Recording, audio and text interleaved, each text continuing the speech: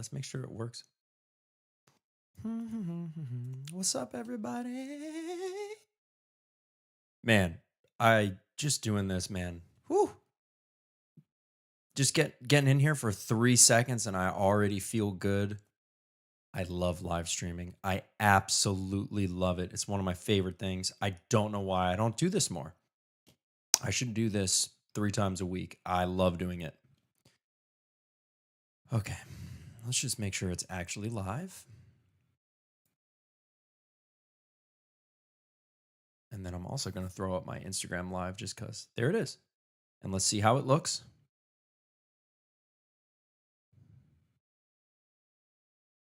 Oh, dude, it looks great. It looks killer. All right. Awesome. I'm stoked. All right, let's dive in. I'm also going to throw on the Instagram live real quick for all those degenerates. All those degenerates that aren't on YouTube. All right, so this is going to be kind of a long stream. Shoot, wait. Hold on. Wait. Fuck. Trying to throw up a story first.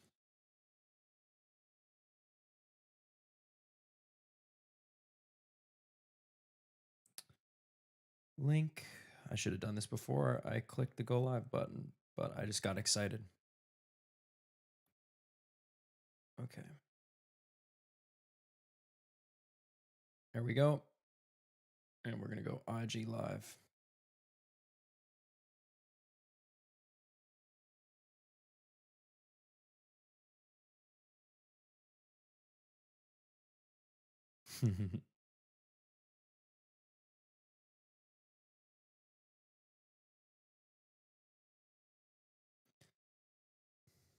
All right. There we go. Instagram's up. All right. Sweet. Okay, let's dive in. So here's what we're doing. This is going to be a while. This is probably going to be about 4 hours, which I'm stoked for, assuming nothing breaks on my computer, assuming everything's good to go. What's up, Brendan? I just saw your message. Pull it up on YouTube if you can. Just let me know. Just keep an eye on it. See how it's looking. All right. So here's the goal today. Today, I am from scratch taking a fly in formation demo that I wrote, I guess, about 8-9 months ago. It started off with a guitar riff, just this like C sharp minor 9 kind of chugging riff. This like blah da da da da da da. I just got this little melody in my head, and I kind of ran with that for a little while in my head. And then a couple months later, sat down in Guitar Pro, and I pretty much charted out the rest of the song, which really only took coming up with a verse concept, coming up with a chorus, a melody for the chorus, and then a second verse kind of breakdown-y section. So I've written all that out in Guitar Pro, and where I'm at in the process right now is I just loaded the MIDI from Guitar Pro into Logic. And by the end of this session, the goal will be to have a complete bass, drums, double-tracked rhythm guitar of the entire song. I don't know if I'll be able to get all of it done on guitar because it's pretty difficult. But yeah, it'll be really fun and pretty, hopefully productive. Hey to everyone on Instagram, if you'd like to see the full production of this, which has my Logic session, multiple cameras, etc., go check out my YouTube. But I'm just running this in the background for right now. Okay, so let's dive in. So here's what the track sounds like, and this is with MIDI bass and rhythm guitar on MIDI. Terrible.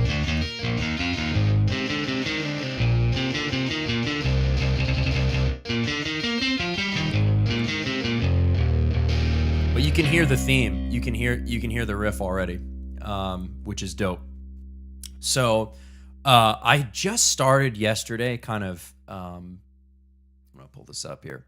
I just started yesterday. This is the bass line. I just started tweaking the bass line because all I did was literally copy and paste over the Guitar Pro MIDI into this digital bass. And now I'm just tweaking it so that it's not crazy. And then I'm going to palm mute it through a second plugin that's palm muted. Yeah, Brendan, you shouldn't be able to hear it on Insta. That's the point. This is just promo. So like if you want to hear the track, you got to watch the stream on YouTube because I can't broadcast to both places at once. That would be amazing, but I can't. So if you want to hear the song I'm working on Instagram, you have to pull up YouTube. The link is in my story. Yeah, exactly. Sorry. But you can watch YouTube on your phone, so it's just as good. Okay.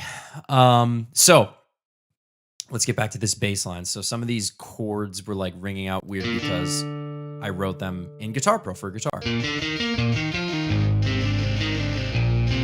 So like right here, this should not ring out that bass line, that bass note.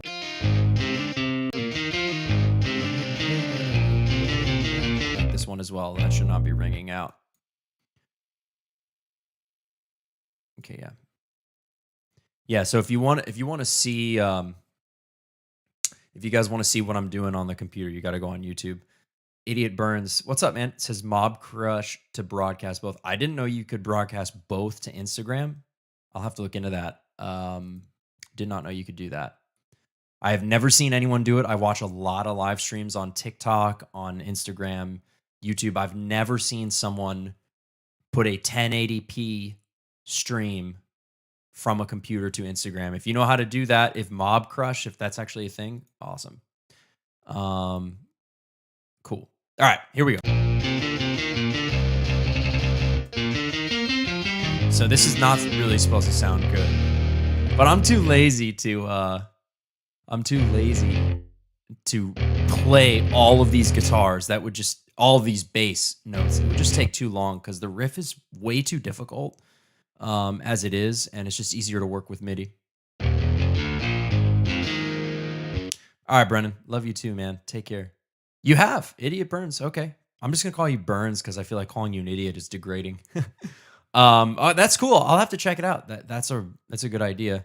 Another thing I was thinking of doing is putting the iPhone over my shoulder and showing you the back, but I really want to draw people to subscribe to my YouTube channel and hang out there because there's the chat and the community and everything.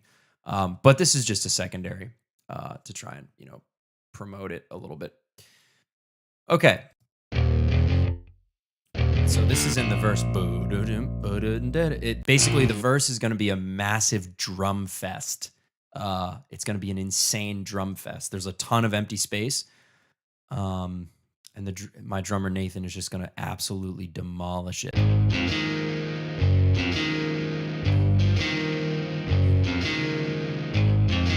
Okay, this is all fine. I tweeted this before. Awesome, man. Thanks for checking it out on YouTube. Ah, yeah, this is where I left off. Okay, so here we have this chord thing happening. I'll mute the bass.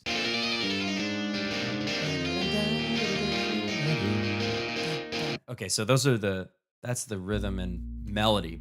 But the bass doesn't need to be playing these chords. So, but what it does is it needs to be hitting these rhythmic stops. So I'm just going to adjust this, throw these down here. Headphone cable gets in the way. Shit. Throw that up there. There we go. Okay, so I'm just going to throw these down an octave. Nix these notes. Don't need them. Throw this down an octave. Solo the bass. When I soloed the bass, it muted the mic. All right, let's keep the mic in solo mode. Okay. Yeah, because we don't want all those notes. Maestro, Professor, what's up, man? Good to see you. Thanks for coming in. I hope you're doing well. Don't need solo. Okay. Yeah, so we don't need that. I am going to bring this one. I'm going to keep that one there. Bring this down an octave. Kill these. I just heard Dutchman has subscribed. What up, Dutchman? Thank you for subbing. Appreciate you. Thanks for stopping by. We got a lot of writing to do today, so I'm just working on building this demo from scratch here. Okay, don't need all this chord. Okay, let me think for a second. Okay, we don't need that. That's a weird note anyway. That's a really cool little chromatic thing happening.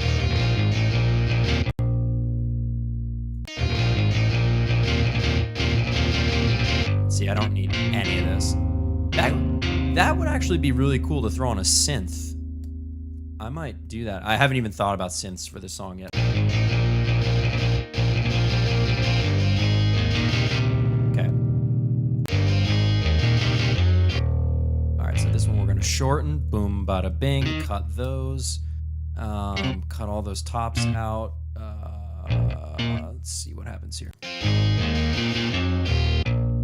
kind of like one note there.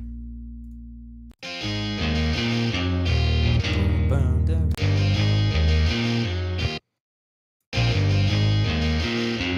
it's hard to tell without drums. It's hard to tell without drums, but I might go back.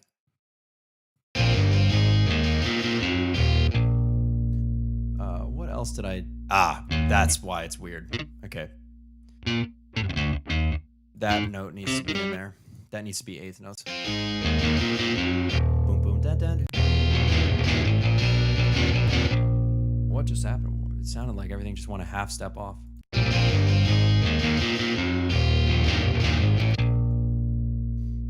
think my computer is hiccuping a little with all this stuff it's trying to do at once. All right, bring that down an octave. Kill that chord. We don't need that. Cool. Okay. All right. Every few seconds, I'm just checking to see if anyone has a comment or anything. Okay,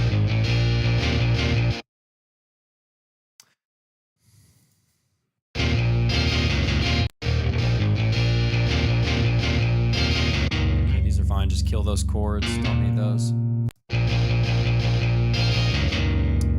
Do I just want straight eighth notes? Yeah, I do. Da, da, da, da, da. I love that walk.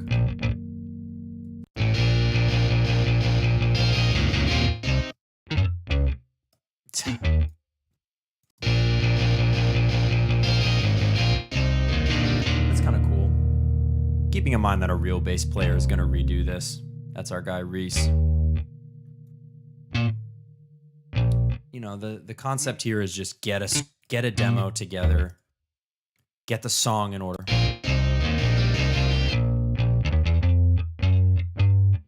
I'm hearing another note. Boom, boom, down. That's cool.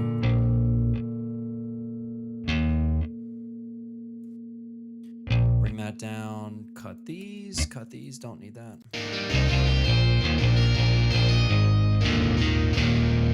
Boom, ba-da-da-da. Okay, here I'm going to use that top note as the leading voice. Probably bring it down an octave. And we're going to resolve this a whole step up. I like that. Boom, boom, cut that. That's cool. I like that. And shorten here.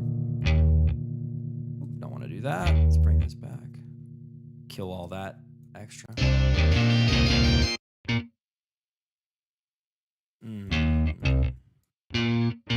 What would this sound like?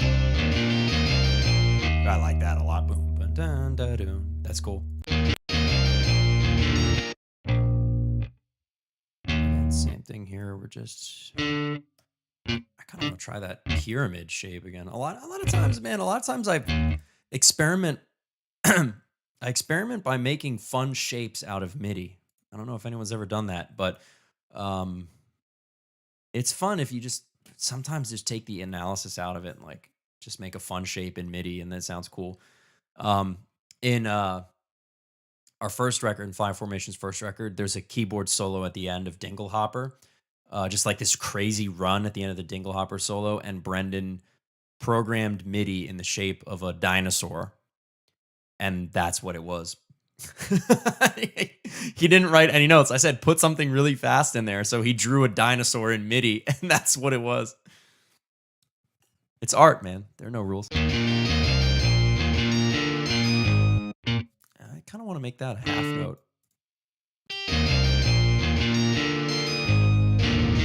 I like that. Again, kill there, shorten here. We just did this an octave down, so to bring some kind of resolution, maybe an octave up will sound cool. Yeah, and then do this an octave up. There it is. Again, same thing.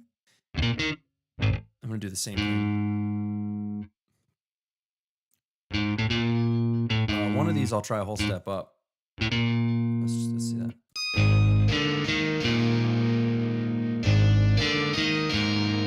That's nice. There we go. Okay. Now this part, let's see. This part I have already. This is like the main riff, you could say, the theme.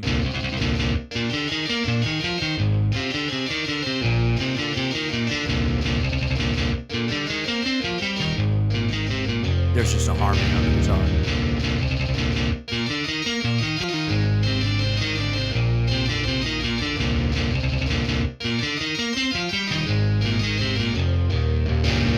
Okay, something I'm gonna do to. Oh, all those plugins are off. What do you know? Okay. Oh, you know what? We'll save my processing a little. I got to go real easy on my computer right now with all this stuff happening. Let's put the drums on low because they're not even playing yet. And I'm going to cut violins, violas, cellos, basses because I do not need those in this song. Certainly not for a while. All right, that should help processing a little bit.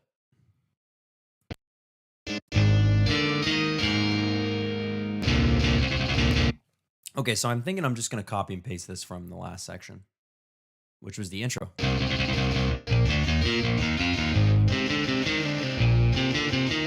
It's the same part.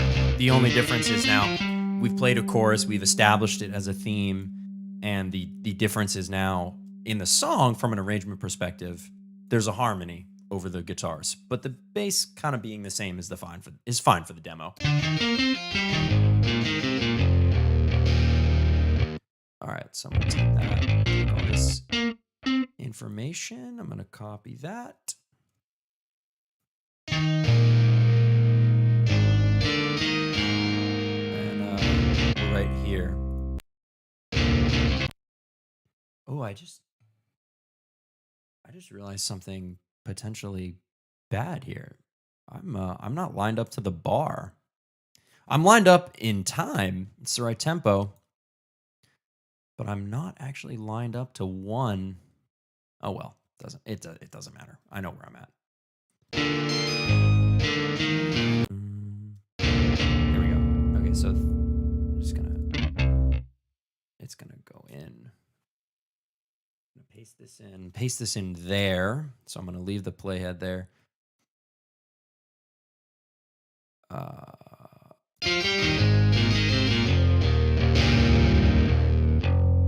Okay, that's where it changes. Okay, delete all that, gone. And now we're gonna put in right there where I had it. There's the verse, cleaned up bass.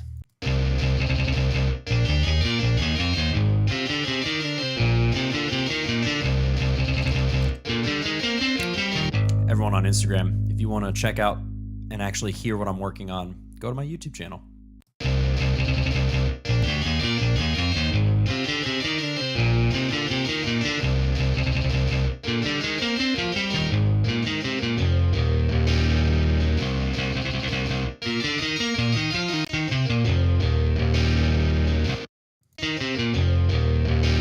I need an extra hit in there. Boom, boom. This is why it pays to be kind of an insane fanatic about details, because Now I gotta go fix that in the first section. It's right here. Boom, boom, boom. There's a little eighth note and then a hit into this note. Boom, boom, boom. Yeah. Okay. That's chorus. I'm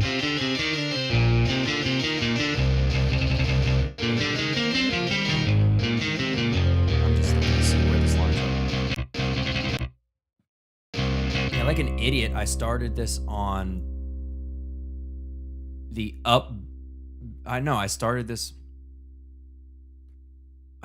song on the third beat of 1, so I can fix my grid problem in like 2 seconds, which I'm gonna do. Okay.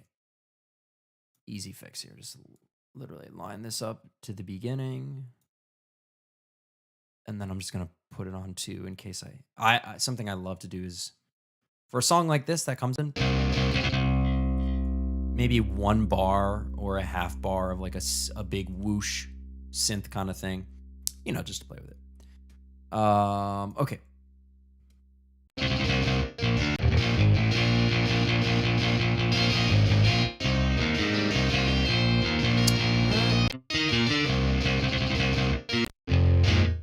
Okay, so now this section, this is going to be a nasty keyboard solo. And the concept here in this section, I see someone commented, I'm trying to make this bigger so I can actually see the comment. Oh, that's some kind of spam comment, I think. If it's not, I apologize, but your comment looks like spam.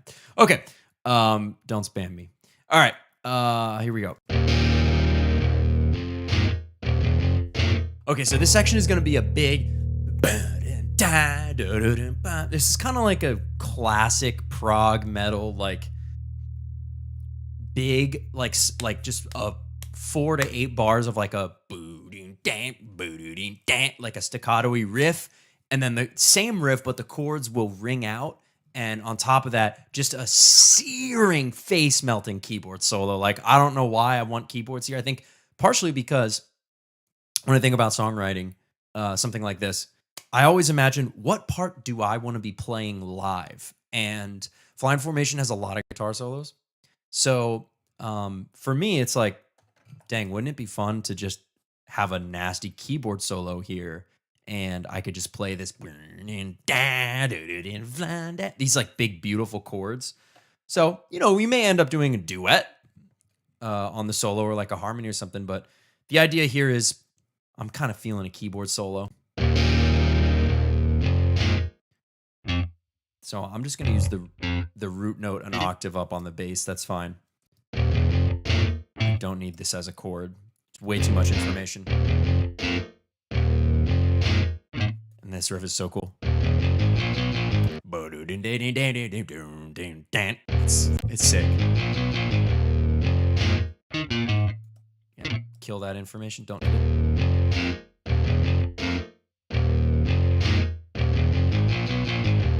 And now you see it's set to ring out.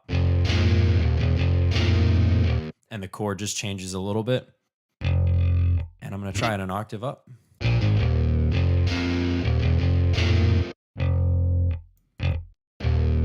I'm gonna try this note. I think I'm hearing this note in my head.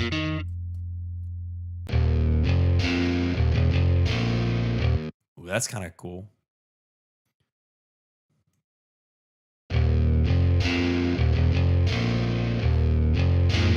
That's really cool. I'm gonna keep that there. If this goes, what was that? I'll do this one an octave down, then the note up, then an octave up, so we get a little bit of progression.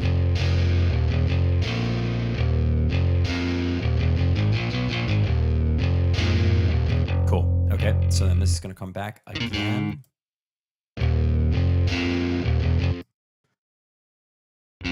We'll follow that same progression here for the first time. Kill this, and then this was a A sharp.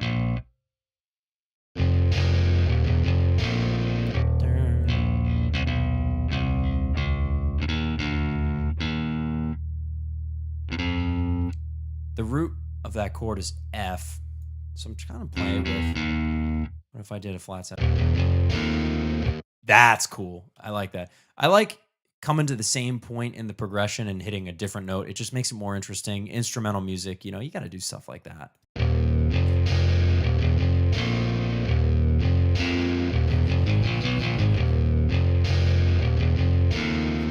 Yeah, that's cool. That's cool. And then here we'll just do the octave.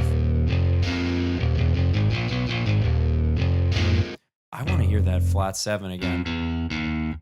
I'm going to put it in first this time.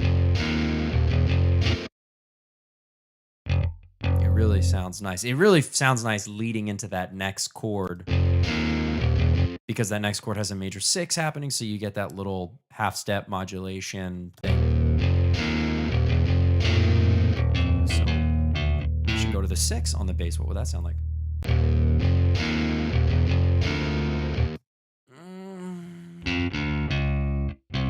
It might be, I don't know. Let me hear it one more time.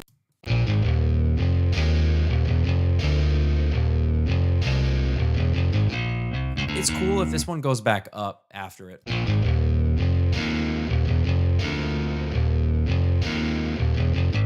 I do really love that flat seven in there. What was that note that I used before I liked so much? There was a note I really liked before. That was this one. That was the A sharp. Oh, that's because, yeah. Yeah, that's your Lydian.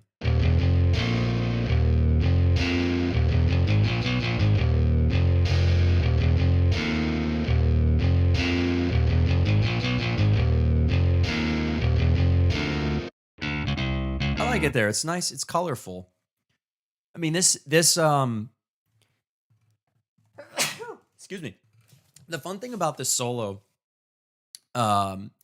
is that the chords are pretty open harmonically, so it's fun in the bass line to kind of throw in any kind of random colors, because there's no rule, And I write a lot of parts this way where I'm not really thinking about the theory, but and it's better that way, because then, you can kind of just, you're not really bound by your theoretical parameters. You're just sort of letting it happen.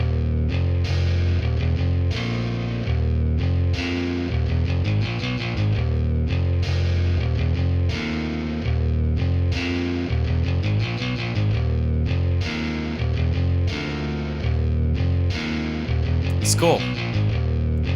Here, I definitely want to go to that Lydian. What if... Maybe it isn't Lydian. I don't know. It sounds like it is to me, but what do I know? No, I think it's just the 4. I think that's why it's...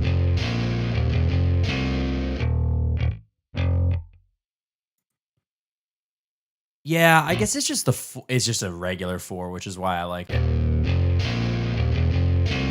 I am a sucker for those.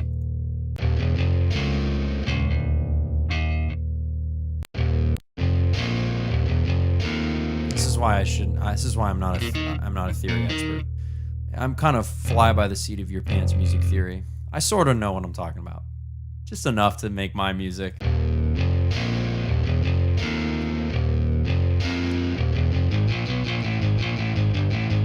All right, this riff is stupid. It's the dumbest thing ever. It just progresses from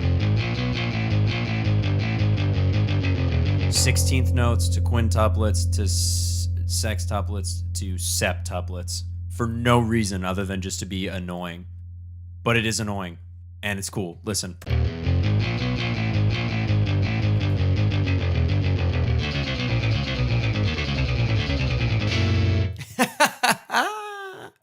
Oh, that's so dumb, but it's fun. I think it would be fun to play, and my rule of thumb with something this crazy is it fun to play? I don't really care about impressing people by, oh, those are quintuplets into septuplets into. Well, I don't care about that. I want it to be fun to play and I want it to sound cool. And I think this would be fun to play. I don't know. I haven't really tried to play it on guitar except for when I wrote it. And I remember just being like, that's too hard. I don't know. That can be massaged, but the concept is cool. The notes can be massaged for sure. Okay, this is just a random little stabby funk chord type thing. Just need the root on bass. Those are 64th notes, in case you're wondering. Just kidding. I actually think they're 32nd notes. Yeah, they're annoying. Yeah, they're. Or no, are they just 16th notes? I'm being an idiot. Oh, this is the part with the 32nd notes. Yeah, these are 16ths. Yeah, those are 16ths. Right there, those are the 32nds. This is just such a mess. But the whole thing is just one chord, so all I need is. So it's like.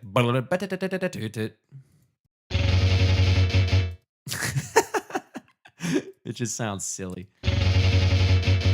And then, of course, just end it with 5 triplets, because why not? 6 triplets. Wait, how does that go?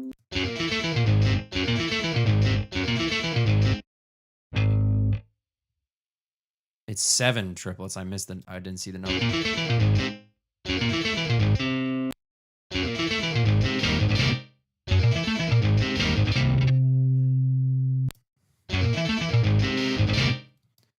This can come down an octave. This is very wonky sounding. This green one is the guitar, this MIDI here.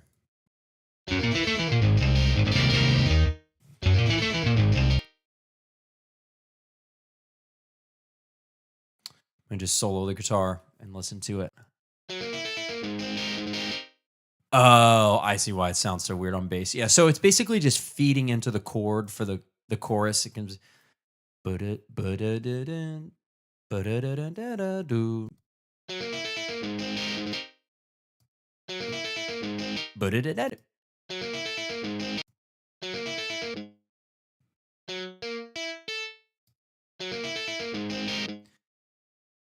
yeah, so all right, on what I'm going to do is on bass.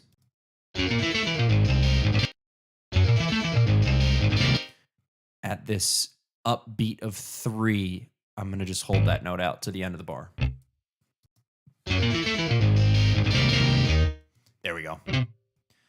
Okay, that works. Again, demo. It'll be worked out with human beings, but for now, when it's just computers orchestrated by an insane psychopath, that's me. That's the best I can do.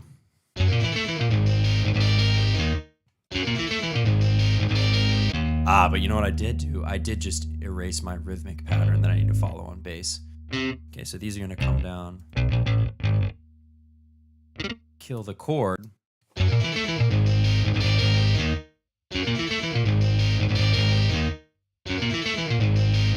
think that's right. Yeah. That's right. There we go. Okay. And we're just gonna do. Oh, you know what? I already did the chorus on bass once. So instead of doing all this deleting and tweaking again, I'm just gonna copy and paste it.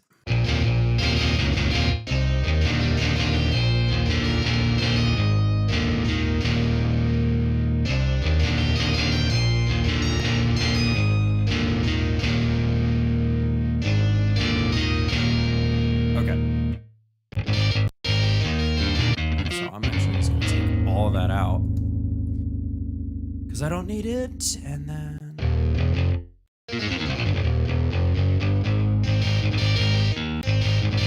right, where are those 2 2/16 notes hit on bar 52. Bar 52. Wow, that's a really long chorus.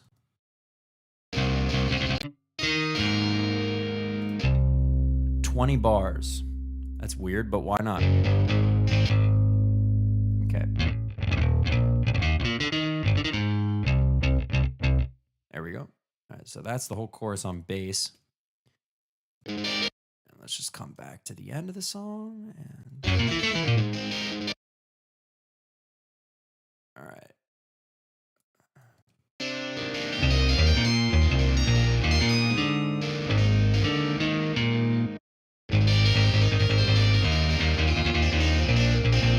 I definitely pasted it in the wrong place. Ah! What just happened?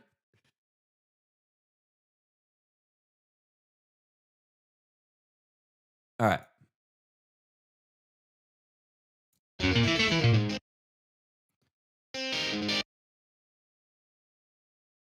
Maybe I think I needed to paste it there. I needed to paste it. Not there either. Why is it being so weird with this undo?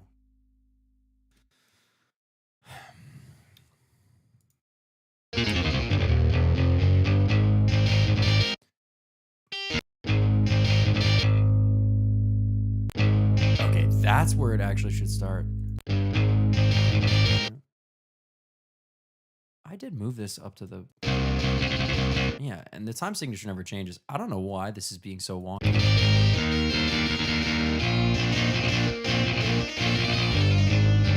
I'm just having unnecessary trouble here. That's okay. All right.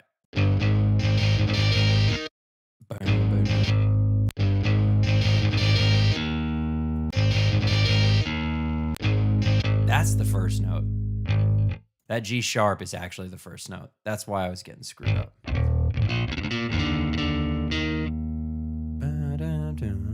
There you go. That's the resolution line. Okay. I think I got it.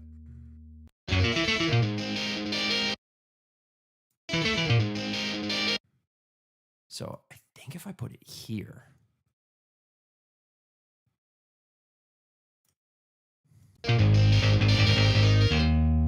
No. I'm just going to do it the good old-fashioned way.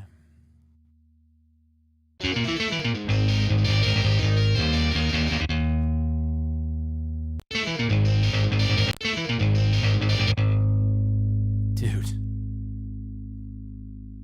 Maybe it will be easier to just tweak what I had. No. Okay, here's what I had.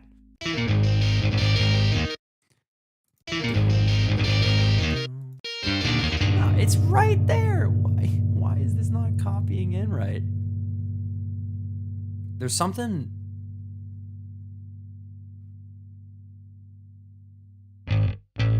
There's something wonky about the first chorus.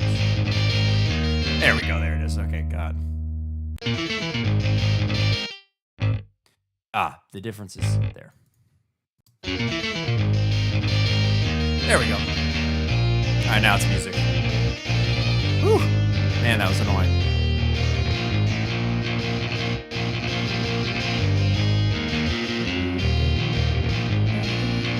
Okay.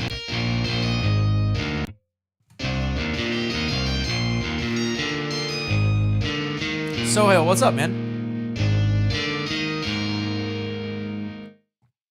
All right.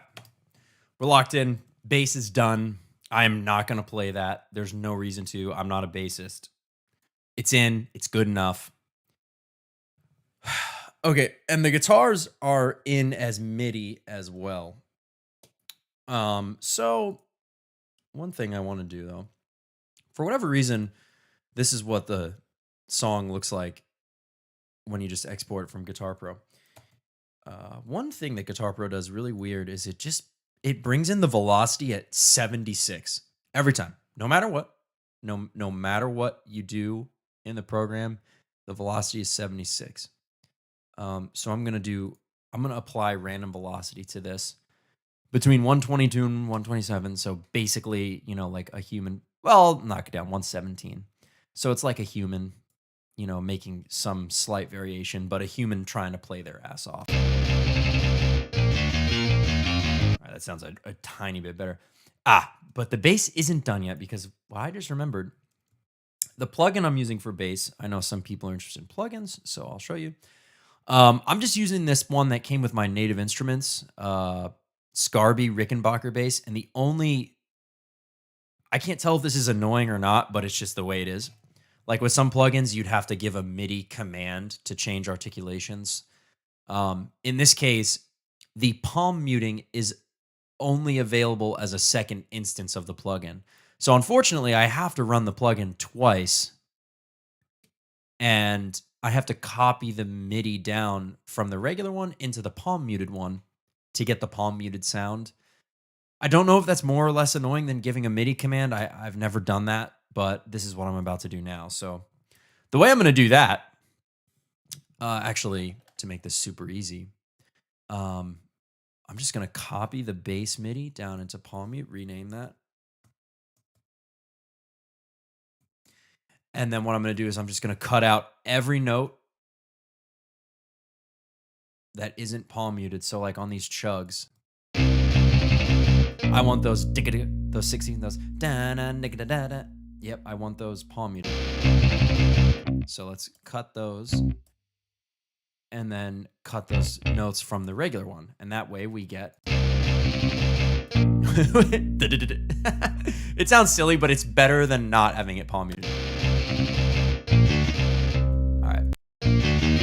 Now this is kind of boring, but this is all I'm going to do is just follow this along. Okay,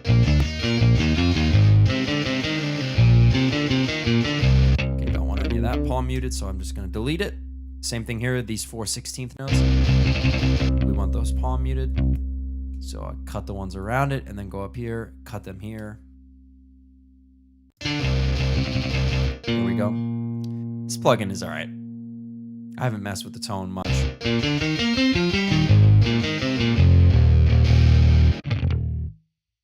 I think I want to palm mute that note at 9-2. So we'll take that out there.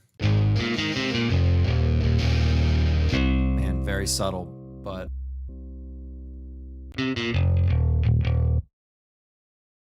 it's very subtle, but you do hear the difference when it's in there.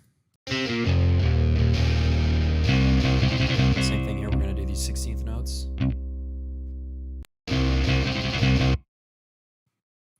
Oh, I didn't mean to cut those out of... I did the wrong thing. Leave them in palm mute. Cut them out up here.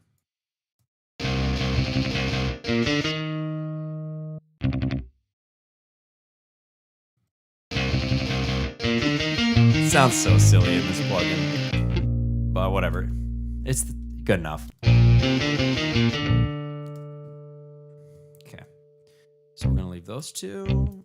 Again, it's the same, those 4 16th notes. I like those palm muted. Okay,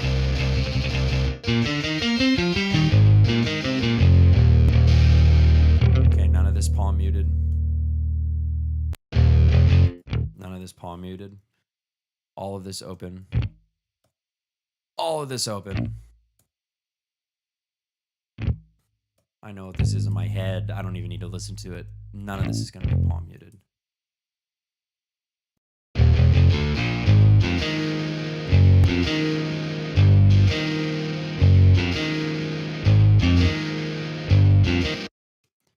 None of this either. It's really just the chugging, you know, just to make it tighter. Definitely in the chorus. Da da da da da da. Doom doo doom doo doo. Those pretty much 16th notes. I mean, that's like a general rule of thumb, right? Like 16th notes on a rhythm-based instrument, like the bass. It's nice. That palm mute's nice. Again, those same 2 16th notes. Take those out of the non-palm muted. That way they're playing palm muted. I mean, these chugs, you know, just gotta be palm muted. That's just where you get all the dynamics. And again, it's a demo. How much difference does it make? Not much. Oops, I'm doing the wrong thing here. But I like it. And I'm insane, so I do what I want. It sounds nice. Okay, at 56, leave those palm muted. And then it's 57.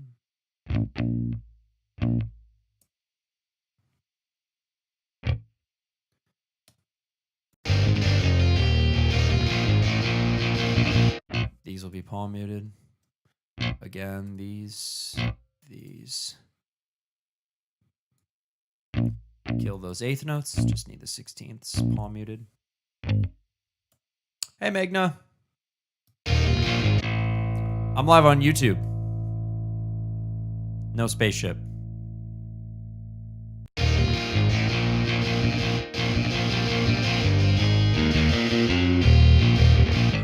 Okay, again, same thing. I don't need any of this information. I just want those palm muted 16th notes.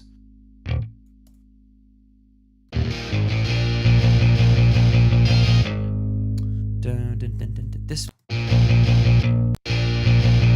actually think that would be, these eighth notes would be kind of cool palm muted. That's cool.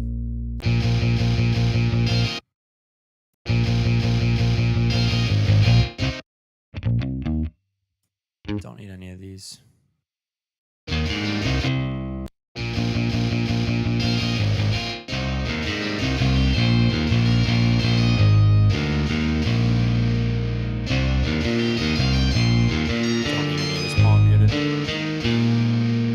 No palm mutes there. Okay. All right, so same thing again. I've already done this section once, so I'm gonna just blow through these. I know it's just the 16th notes. Makes no sense to copy and paste either. That would be way more work than this is. Because I know the ones I want unpalm muted. That bass sounds so funny. I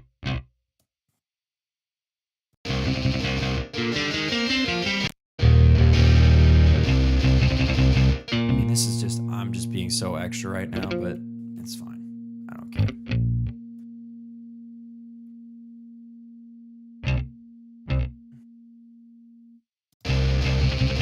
In case anyone's wondering, I do think this is about equally as annoying as MIDI commands.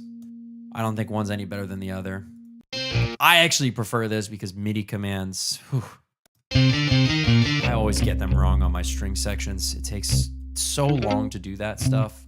So much annoying attention to detail of things that are not musical. Just controlling software, it's not fun.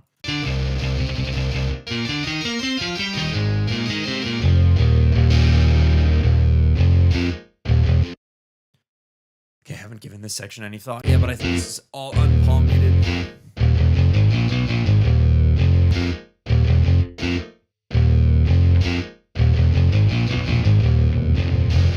Yeah, I don't want any of this palm muted. Just blow through this.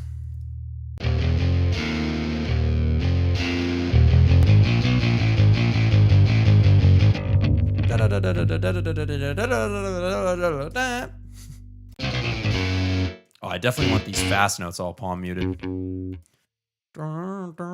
Okay.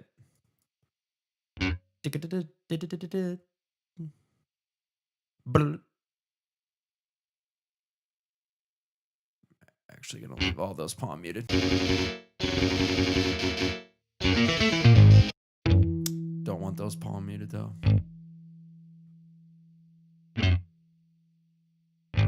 Okay. Oops. I just took away the normal ones.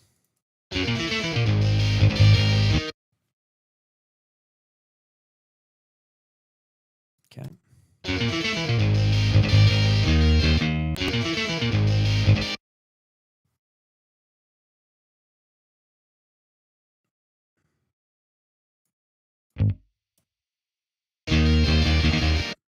Let's leave these palm muted here.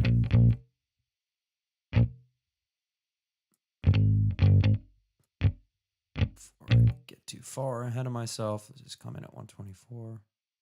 Oops. Take these out.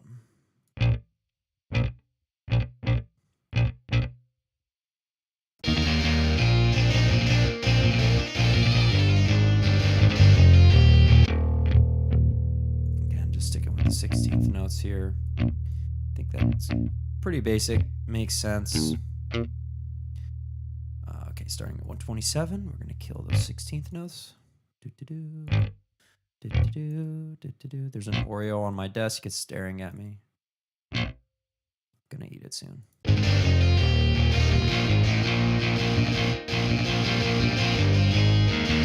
It's a small difference, man, but it does make a difference. Sorry. Hate to say it. But it does. We're going to palm mute these as well. I love those eighth notes. Palm.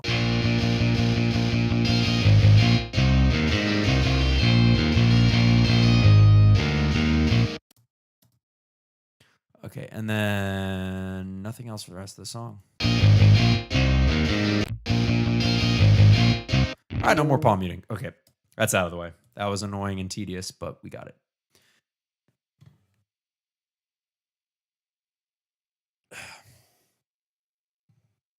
Crack. Matcha break.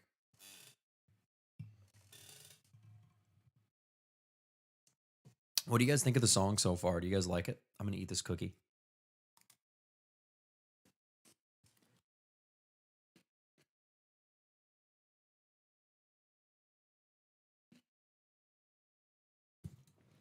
I think I'm going to do drums next. Even though this is really not fun to listen to with these fake guitars, I think I'm going to do drums next.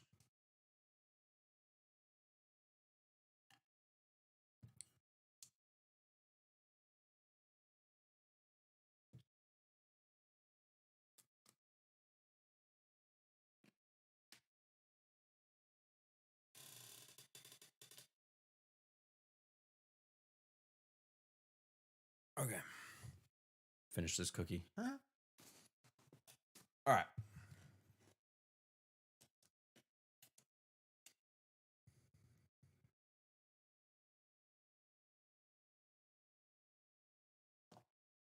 Okay. I'm only going to do drums next because I think it will be easier to track the guitars with drums and not with a click. That's what I'm thinking. Andre, what's up, man? How you doing? Sounds sick. Thanks, bro. I appreciate you, man. Thanks for stopping by. If you aren't subscribed to the YouTube channel, please do. But thanks, man. Appreciate you coming by. You got to hit me up for another lesson soon. I just taught a bunch today. You're probably my best student, so got to hit me up, man. Keep up with it. All right.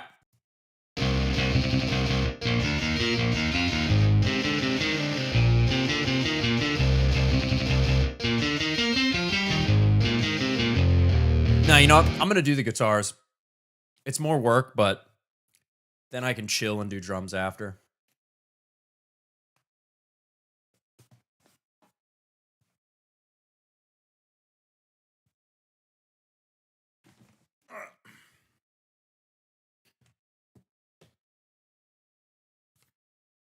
Okay.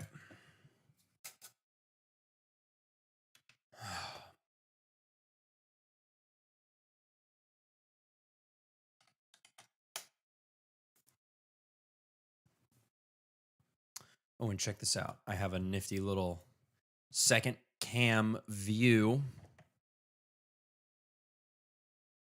Ah, look, my Starbucks drink. Okay. There we go. So you can see what I'm doing here. Okay. I have 6 instances of the Pliny plugin because I use it for writing. It's very good. It's just very comfortable. I'm very familiar with it. I'm also extremely lazy, and buying and downloading installing other plugins is just not a good use of my time because I get bored and then I forget I have them, and then I try them and I'm just like, I mean, new sounds are great. Don't get me wrong. I love new sounds. Let's see. Let's just do a preset crunch. I just use presets. They work. I don't care. You know, I'm not trying to mix something pro here. Um,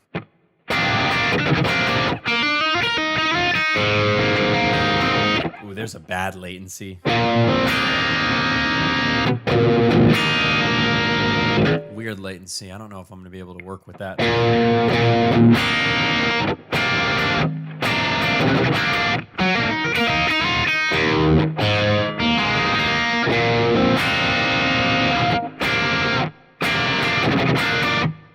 Man, it sounds so good though.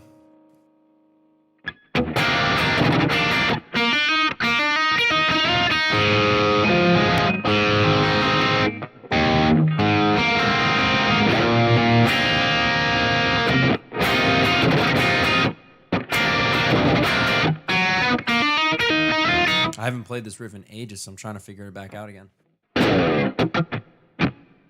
Boy, I don't know if I can work with that latency though. Also use the Plenty plugin. It does sound really good, man. It's simple. It does the job. It's comfortable. And again, I love exploring and messing around with sounds for sure. But I'm not gonna lie, I'm not one of those gearhead guitar players. Like, I don't just sit there and experiment with sounds all day long. Maybe I'd be better if I did, but I just don't care. I just want to write. This plugin achieves all the sounds I need. Pretty cleans. The only clean it doesn't do is a blended clean, which I have the Aboski plugin for, which is pretty much the main reason why I got that one, because of the blend knob. And I love Tosin's sound too. And the rhythms are really great. The rhythms are really great. The leads I don't like as much as these. The cleans I definitely don't like as much, but the blend is really good on those. Just for my ear, you know, there's no right answer to this stuff. It's whatever you like. I don't even think I'll be able to record, unfortunately, with this latency.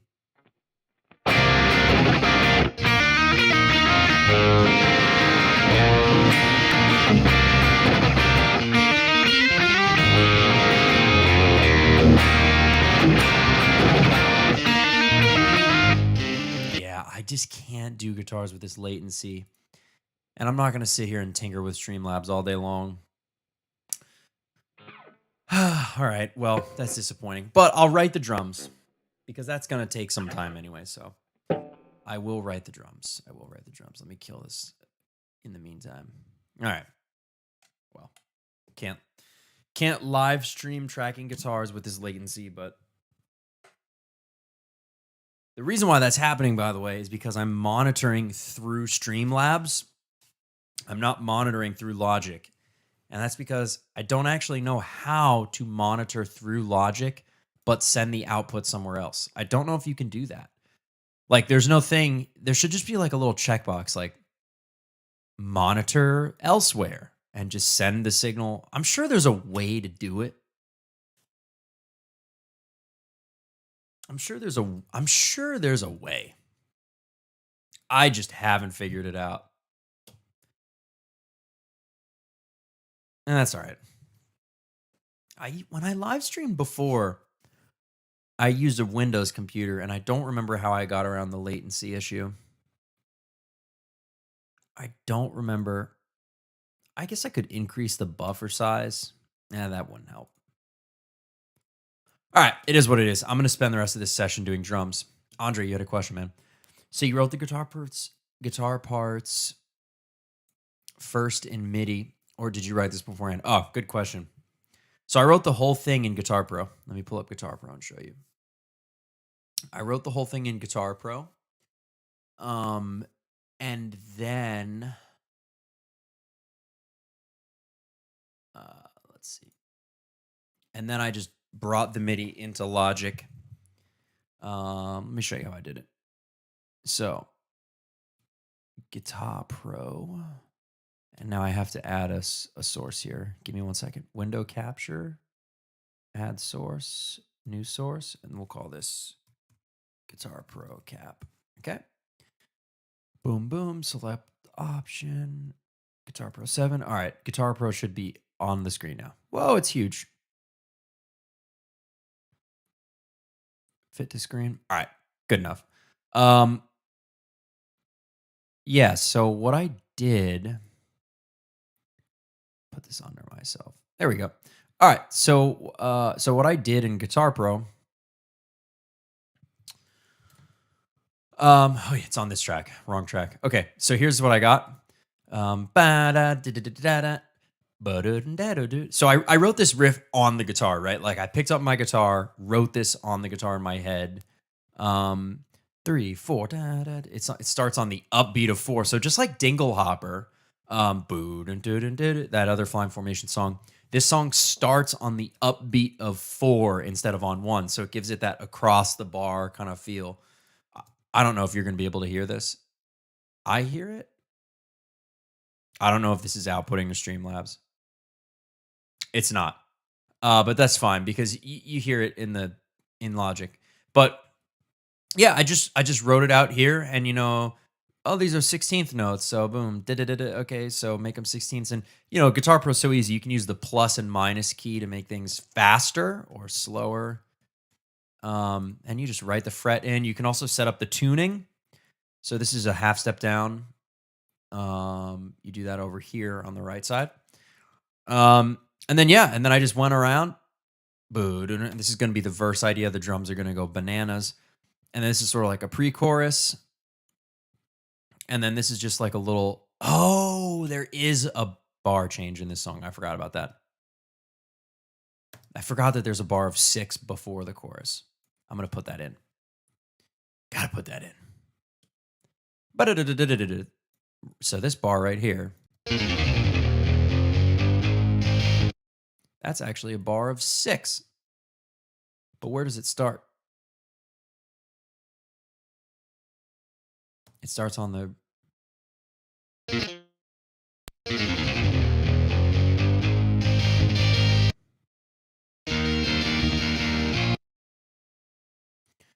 It looks like it starts right on the note. I mean, man, make your music simple, make your life easy.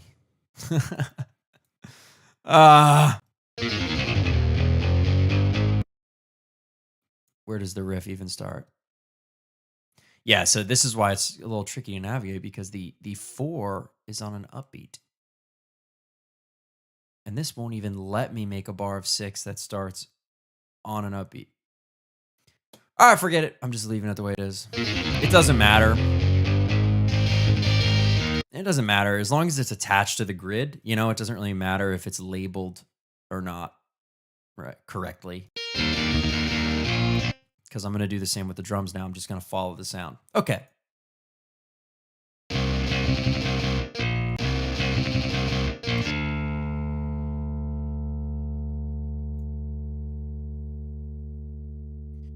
I don't know why these people keep spam commenting VYN FYI.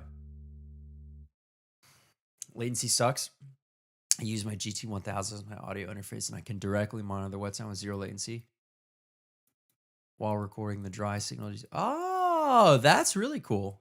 I don't ever have a problem with latency. It's just that because Streamlabs is in the mix, it gets wonky. It gets wonky on Streamlabs. Again, because I'm not monitoring the audio from Logic. Oh, let me get rid of Guitar Pro. I'm not monitoring the audio from Logic. Oh, and here's this melody in Guitar Pro. I just sang this. I just listened to these chords, which I also sang. I didn't really write these on guitar. I kind of did.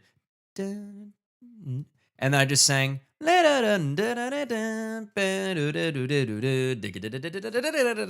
just kind of sang, like BS'd it. And then I'm like, oh, I like these melodies. Anyway, that's that. Let me put Logic back on. Okay. Logic's back. Yeah, so I don't really have a latency issue. When I work, it's just for streaming, Anyway, let's get into these drums. I think this would be cool to start with a halftime groove. Why did this just... There. I think this would be cool to start with a halftime groove. I always start drum programming. I always start thinking about the kick and the snare. And If you can place them, everything else is really kind of just supporting that. So we're definitely going to start with a crash. Crash kick. And I use the cycle.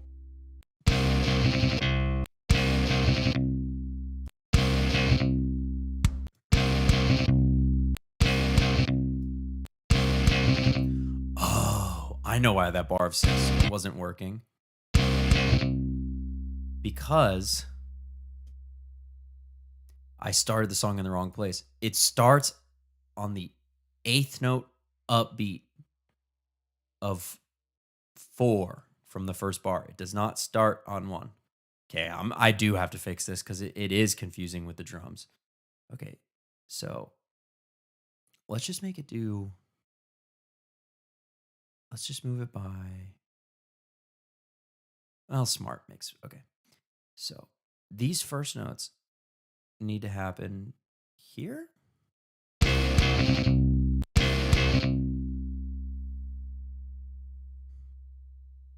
Nope, back one more.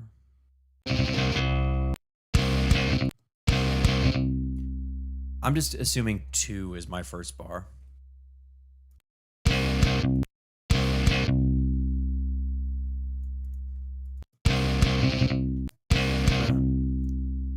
Yeah, because the first note is a tied 8th note. So to make it a tied 8th note, this has to go back. Doop. Doop. Right there. I'm pretty sure. These numbers in Logic are so confusing. 1, 2, 2, 3, 4. Upbeat of 4. There we go. There it is. That's right. And now with that in place, aha! Now the bar of 6 will work. Okay. Not a marker. We want a signature of 6/4 because I'm a jerk. There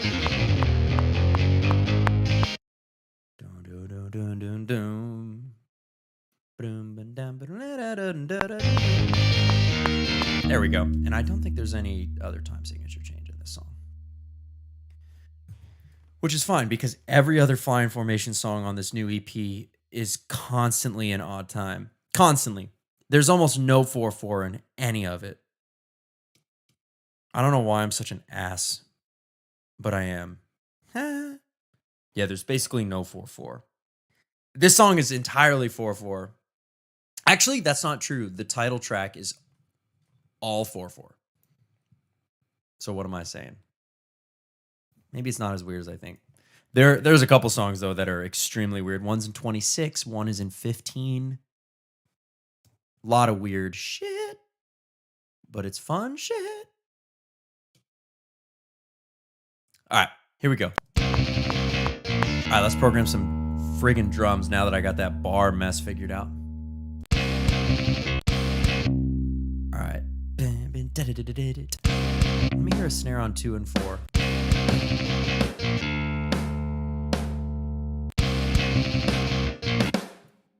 I still think it would be cool to start with a halftime groove. We'll alternate crashes.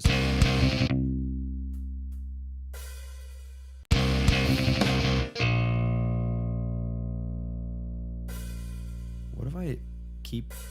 Man, this is a really tough song to program drums for. That doesn't work.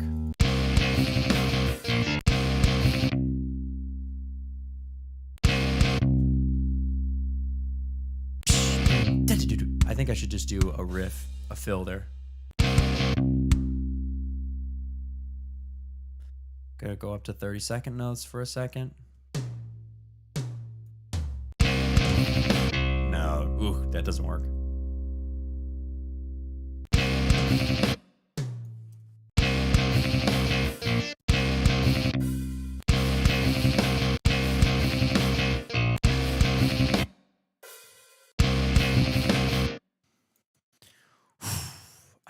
I knew this would be a hard one to write drums for, but man, Usually like the idea snaps in and like instantaneously.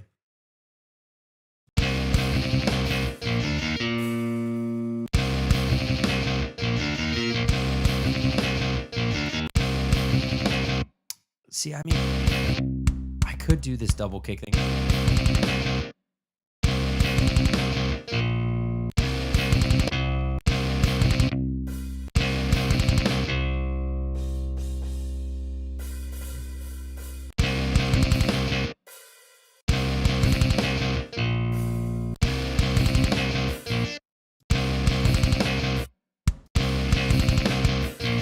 That's kind of cool. That's kind of what I was hearing.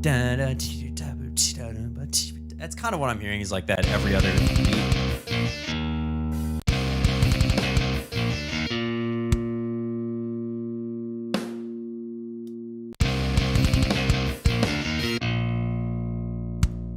Boom, boom, da, do.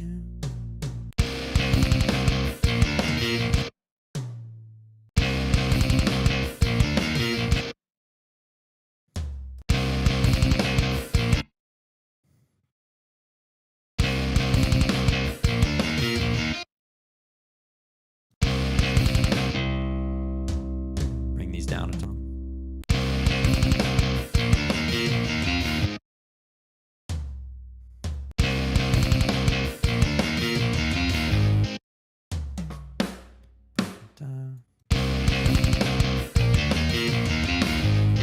Yeah, that's kind of feeling right.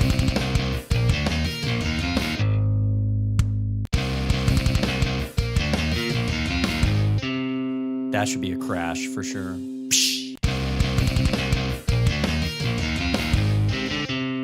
And then I think it should go into like almost a double time feel for the second half of the riff. Like that would be kind of sick. So let's put the snare in. And then adjust the hi-hat. That's kind of cool. Okay, okay.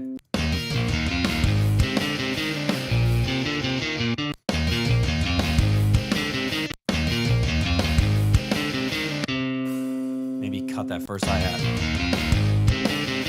There we go.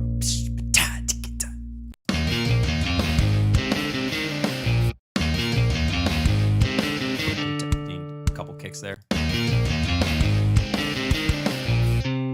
It's kind of cheesy. I don't know, man. I love cheesy drums. Boom,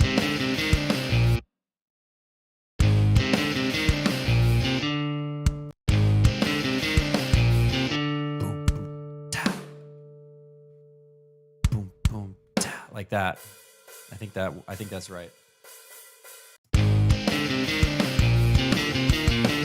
There we go. Because you don't want to overdo that. You don't want to overdo that thing, you know, because it's so sweet. But you don't want to overdo it. You just want that kick, eighth note kicks to a snare, two of them. Can't overdo that. But they're good when you do them.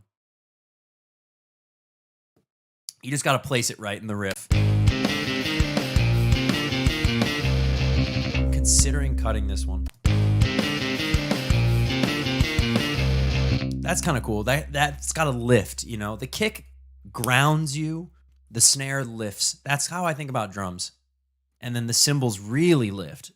But the kick pulls you in, the snare pushes you up, and the cymbals pull you. So it's like, that's kind of how I think about it, you know. In a situation like this, cutting that one kick, it seems like a small thing. But it really, those cymbals and snares are just lifting you. And this is such a happy, upbeat riff. I really want it to lift. You know? I think that really works. Those who are joining on Instagram, if you want to hear the song I'm working on, check out the stream on YouTube. It looks much better. This is just a little side camera for Instagram. But I'm streaming the audio to my YouTube channel. So you can see my DAW, you can see Logic. Here, check it out. You can see that and see me on a better camera. But anyway, okay. So that's my philosophy on kick and snare. I may come back and eventually put that kick in. I feel like this is the intro to the song. So I'm thinking about what is this making this is first impression to the listener of this song. What are we trying to make them feel? Perhaps save that extra kick intensity for, the second half of the song.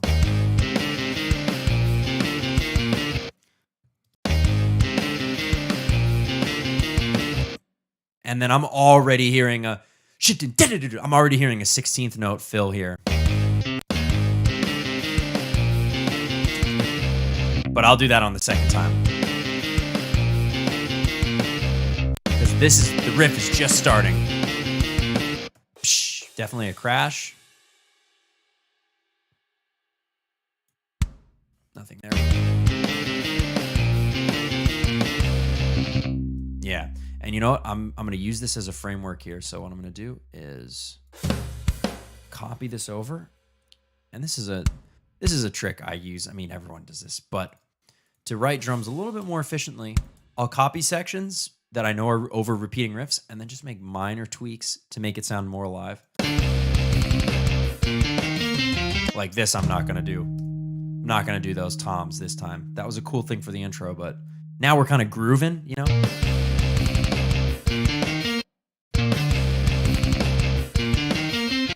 Boom, boom, boom, tap. What would that sound like? Just 3/8 notes on the kick. Too much. Cut the first one.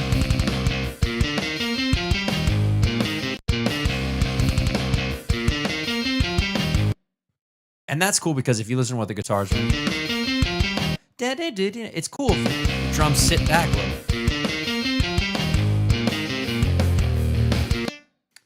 Yeah, I don't know how I feel about the alternating full-time and halftime groove. It's cool to start working with for right now, but I just want to develop this and we'll see where it ends up.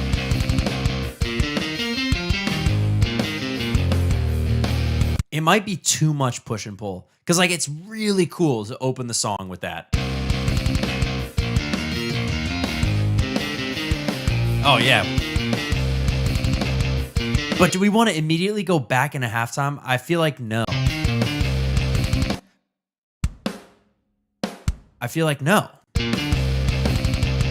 Yeah, we don't.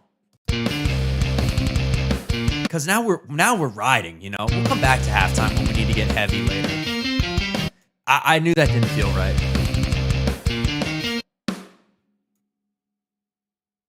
Boom, boom. Oh, what if we did? See, the obvious thing there is what if we skip one? The obvious thing would be to put a kick here. But I really love that. Maybe this is the obvious thing. I don't know, but this is definitely the thing to do is omit a kick on one because the riff is carrying over the bar. So the more we can emphasize not hitting things on one, the more it's going to, float.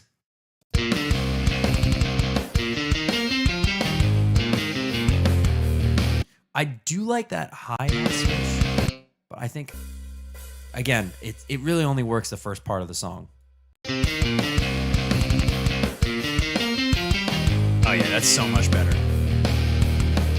That's so much better. It's grooving now. So from the beginning.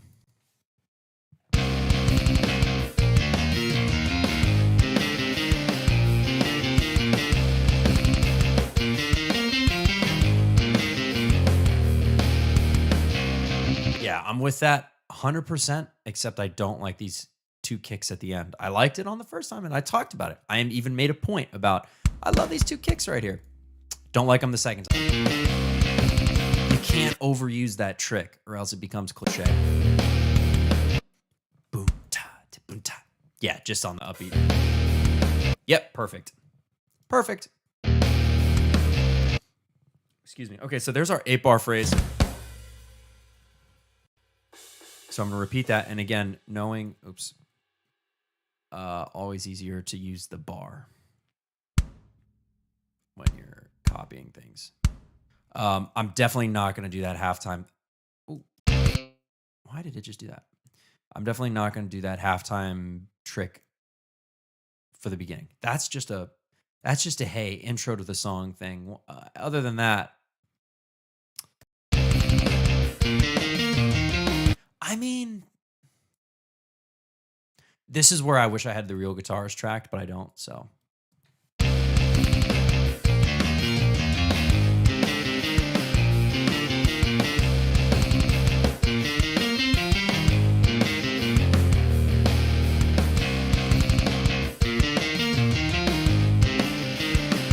it's actually kind of cool to just have that one bit of halftime here. Maybe not as the song opener. This is such a there's really no right answer to this. I feel like starting in halftime is weird. The more I think about it, the more I think about it, the more I'm unsure.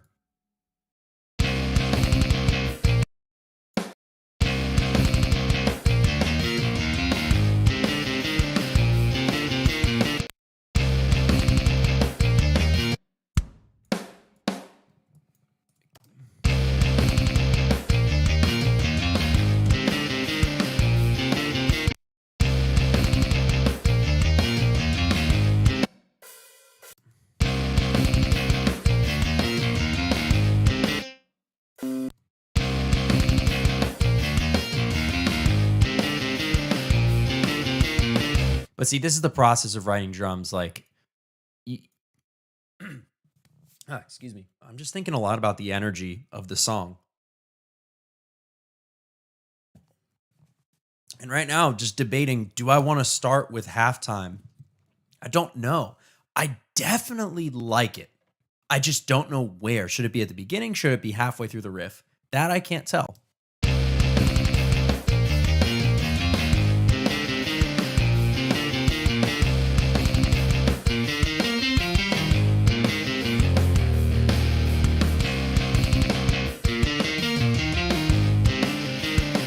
Okay, these would be way sicker like that.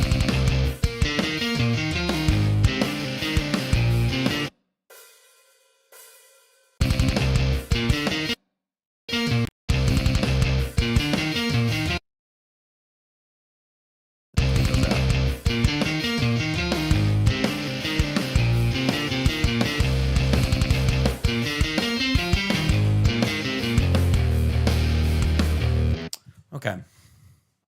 So we're already through the first part here. Now it's coming into this crazy verse where I'm just imagining absurd insanity on the drums. I'm going to put a pin in this question.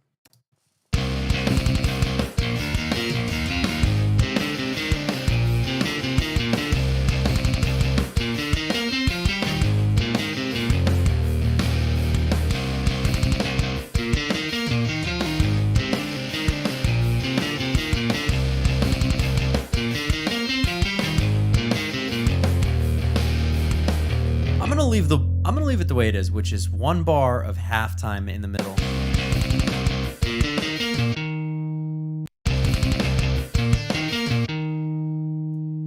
Because it kind of slows you down for that 1 second of like, it pulls you a little bit deeper into the riff.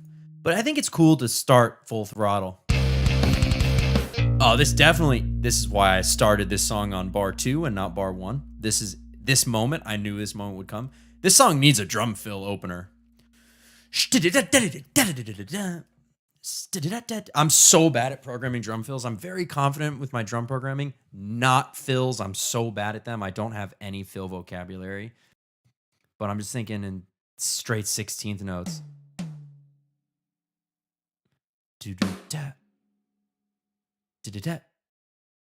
With a rest.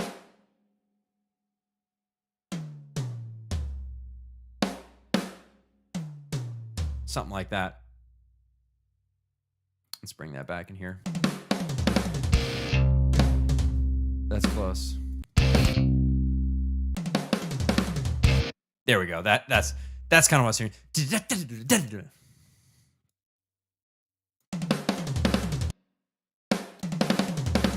No, I like that rest.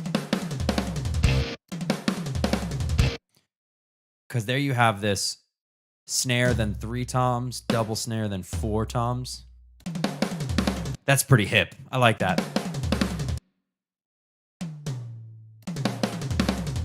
do lower toms. I like these. High and mid. Yeah. Okay, see, now we're cooking with gas. It's just that thing, you know? It's just that thing, you know, where you're going to get Pup LOL Plays says hello. What's up? What's going on, Pup? How you doing? Thanks for stopping by. Appreciate it. Yes, this is live. Very much live. Hence why it's very long and unedited, and I'm rambling about drum programming. But yes, I'm writing a new song for Fly in Formation. Right now, we're in the drum programming stage.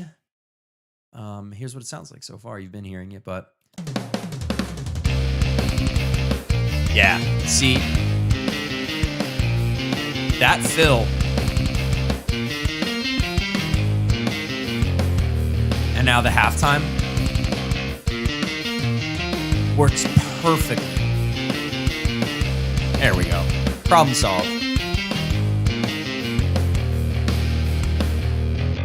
Okay. Now, the Fly in Formation drummer is Nathan Sletner. Oh, hi, you play Roblox. Awesome. Cool. I've never played Roblox, but I'm a huge gamer myself, man. Call of Duty, Halo, loving Halo.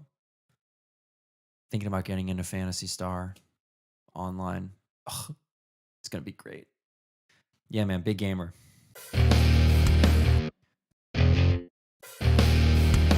So the concept of this verse is to just have a really cool riff. Simple. Like, I just want to give Nathan Sletner, the Fly in Formation drummer, I want to give this man 8 bars to just go absolutely bananas with all this empty space.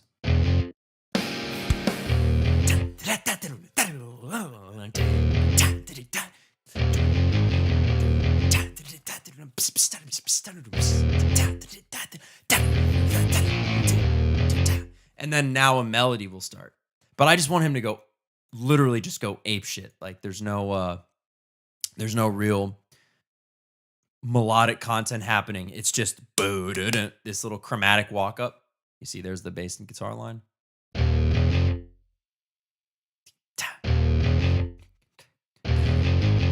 It's going to be pretty tight. So let's see what I can program in here that's like wild that Nathan might do.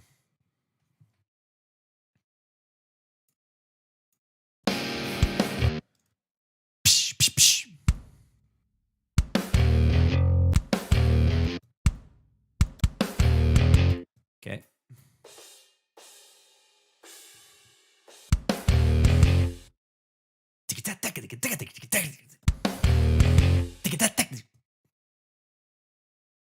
Yep. Same thing as the opening fill.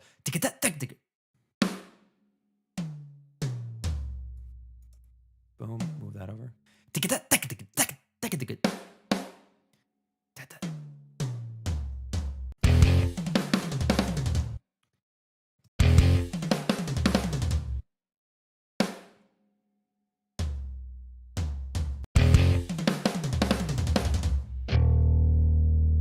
This is gonna be so ridiculous. He's gonna laugh so hard when he hears this.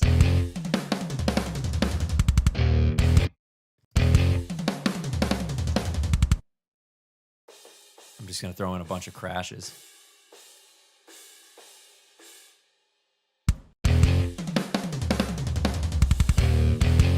Yeah, I mean, the point here is let's make these drums as absurd as possible. Crazy, shredding, ripping, high energy kind of thing.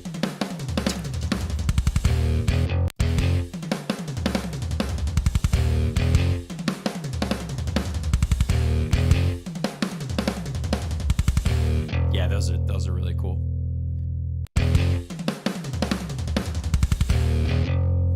And then it's gonna be the same thing. Da, da, da.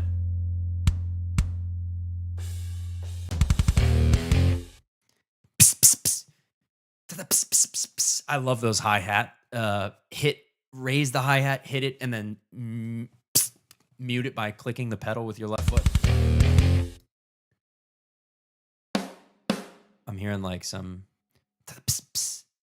and you always hit a kick with it. So I usually go open 3 to open. No, that's there it is.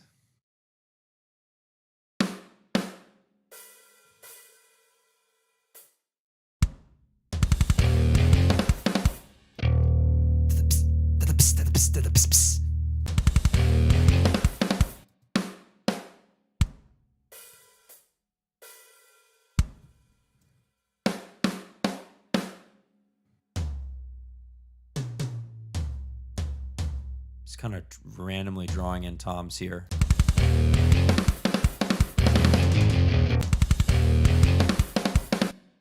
Now, this I want to.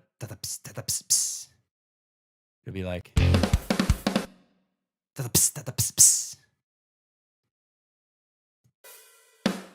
Right there. Move this up.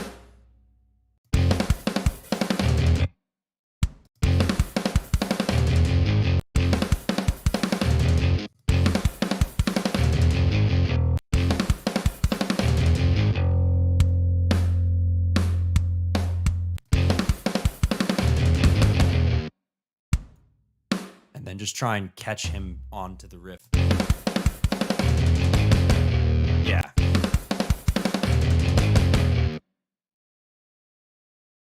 Hit the tom with it too. Screw it.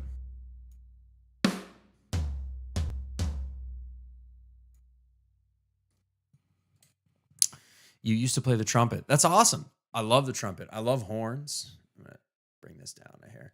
I love horns, man. I'm a guitar player myself, but I like writing everything, obviously.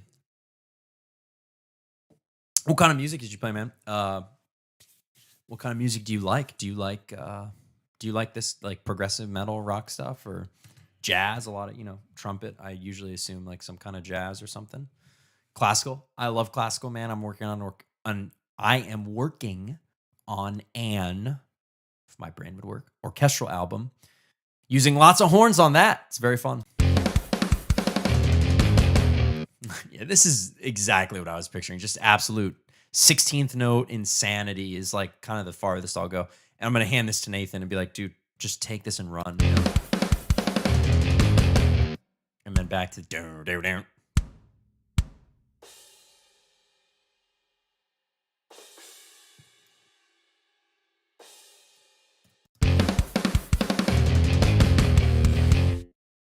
Ooh, that's kind of cool. Anticipating. I did not intend to do that. Bam, bam, bam.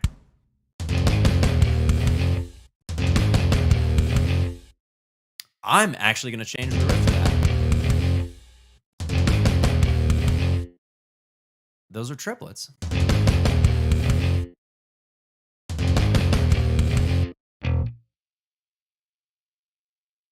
I'm pretty sure. Part of the perks of still having all your guitars in MIDI is that you can easily change guitar parts. I think. Yeah, that's right.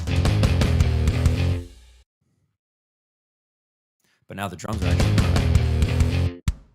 It's okay. I heard the idea, and that's what got me there. These are back. One triplet. Yeah, there it is. That's so silly. I love it.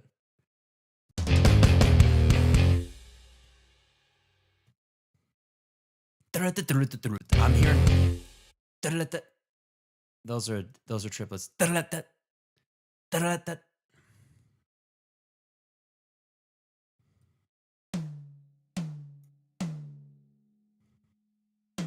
See, I'm not a drummer, so this is where I get really limited is fills.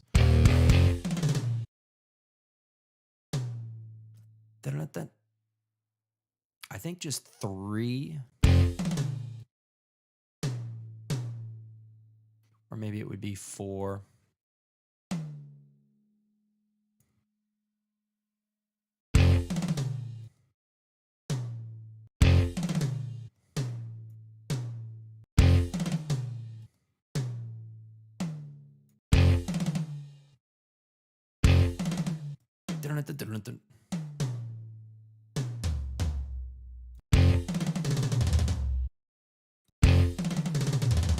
Yeah, that's good enough. Again, this is one of those parts I'm really not going to say, Nathan, you have to drum it like this. This is more so, dude, I want you to go bananas. And here's me trying to go bananas with program drums to give you a sense of the general thing we should do here. But no, we should go bananas.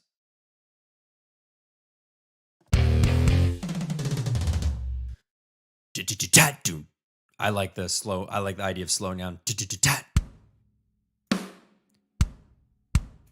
Eighth note kicks.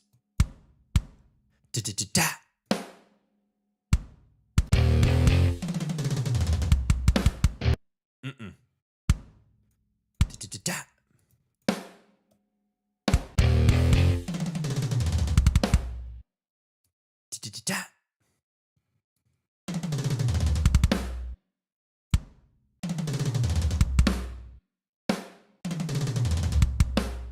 Maybe they're eighth note triplets.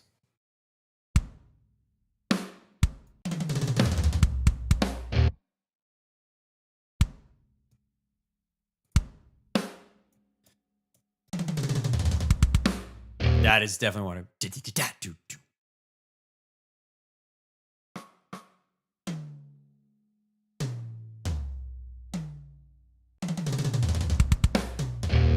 That's, yeah.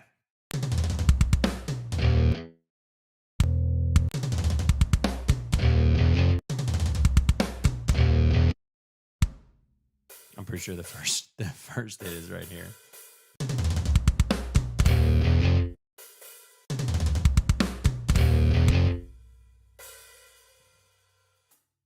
It would be fun to use the hi-hat in progressively more aggressive strikes.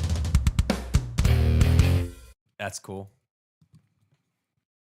That's cool.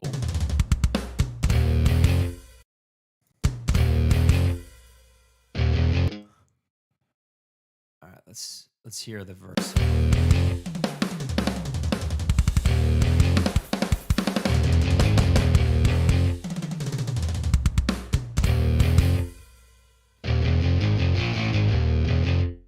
Okay, so then that now we're gonna come in with a straight groove. But I just want Nathan to have like a drum solo, like a chance to shine, you know.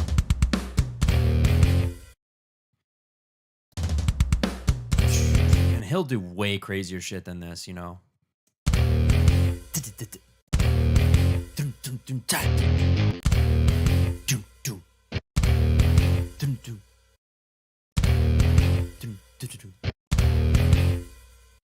I'm still feeling triplets. I'm feeling like flams on the toms.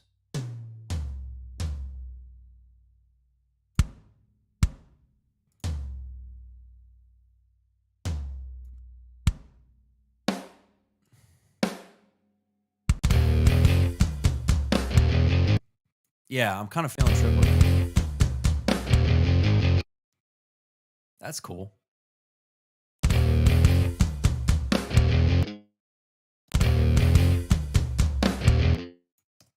Now we go back in.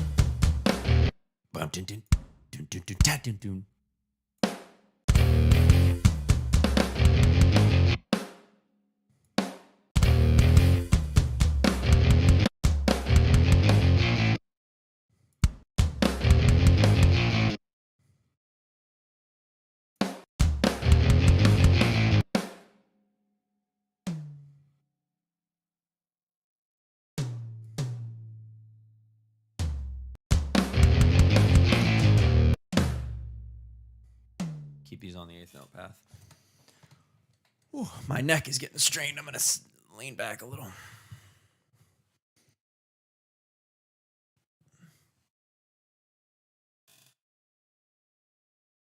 I think I'm going to kill this Instagram live.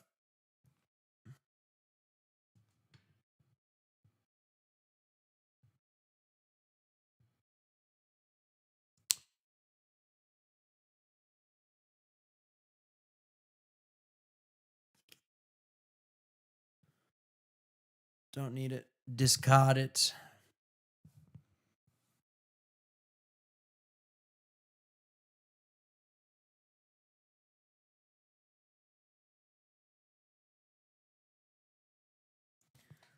All right. Almost done. Then I can get into a nice groove, which I'm really ready to feel on this.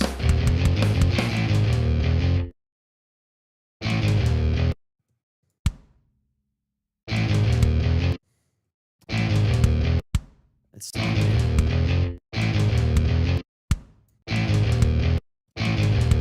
Ah, it's up here.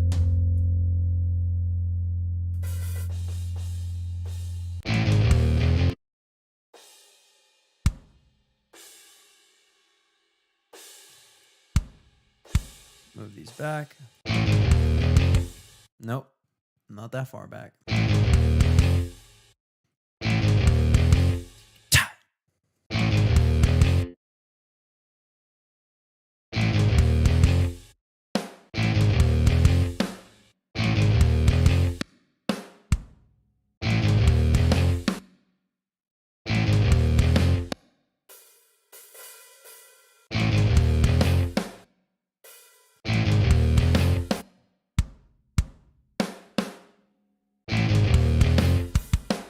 There we go.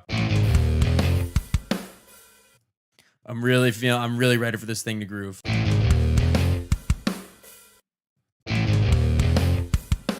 Too many kicks.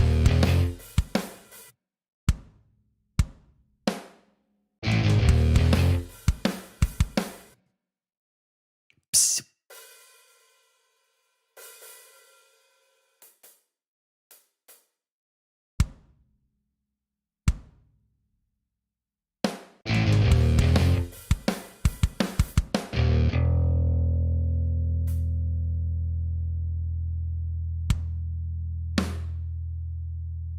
I love those hi-hat.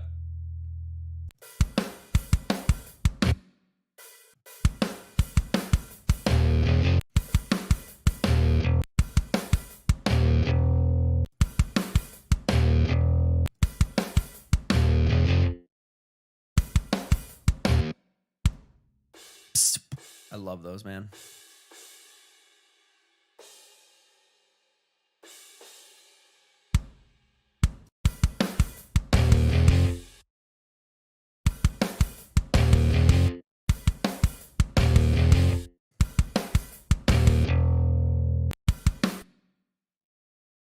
Something's weird about where this snare is coming in.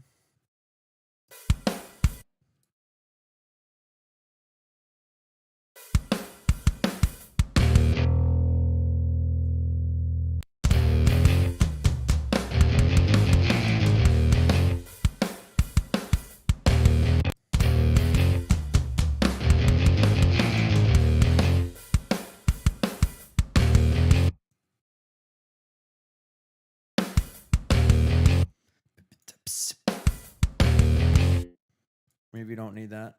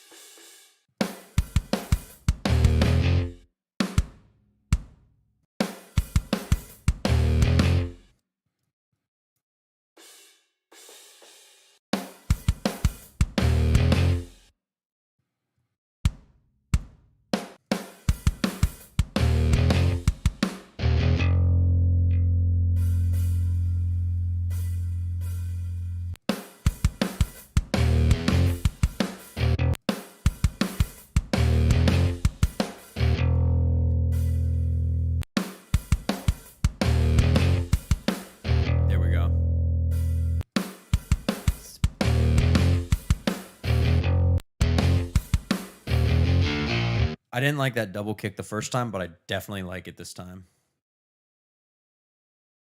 All these stupid spam comments are really pissing me off.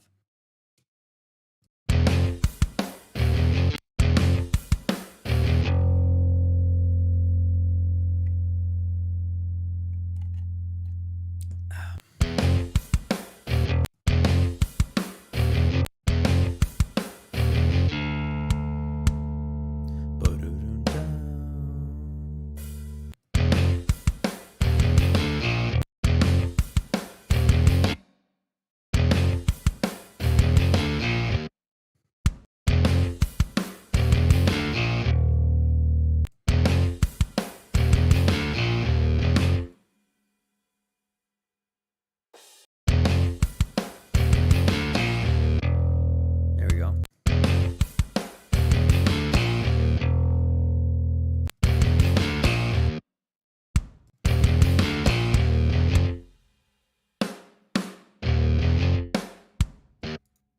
This would be cool to just hit a tom with the snare.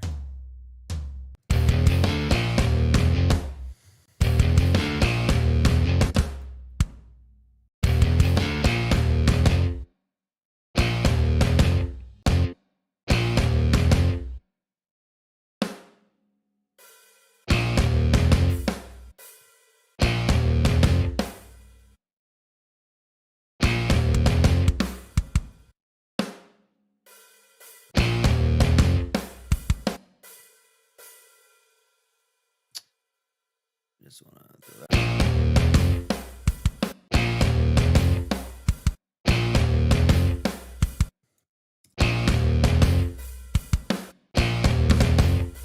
Start with the kicks right there.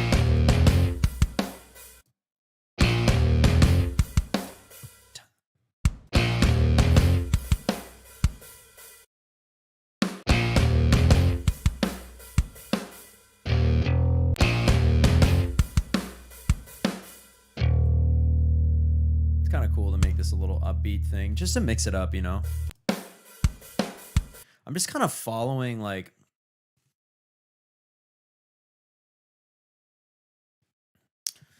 I guess my picture might be a little big over here. Or you know what, for drumming, I should put it up here. That way you can see everything I'm doing. I'm just kind of following like, you know, my ear at this point. There isn't really much logic behind. I just know I want this to groove and I'm just sort of feeling it as it goes. Knowing that we're coming up to this pre-chorus and I just want to groove until then. I am going to write a melody in this section.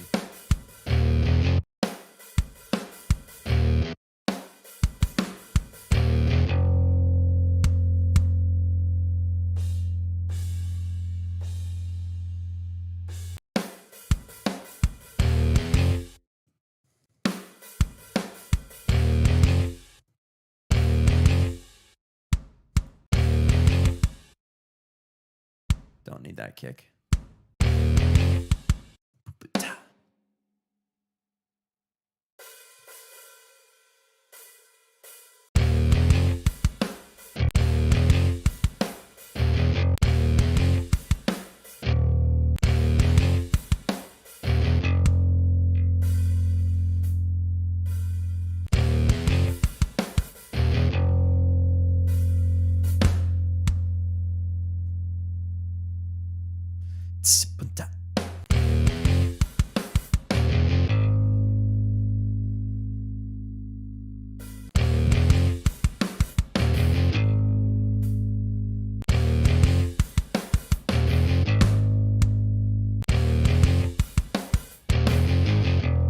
That's kind of what I'm feeling.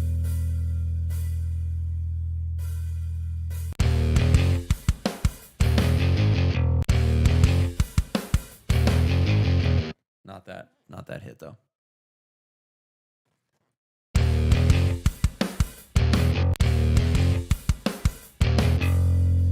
What if this was here?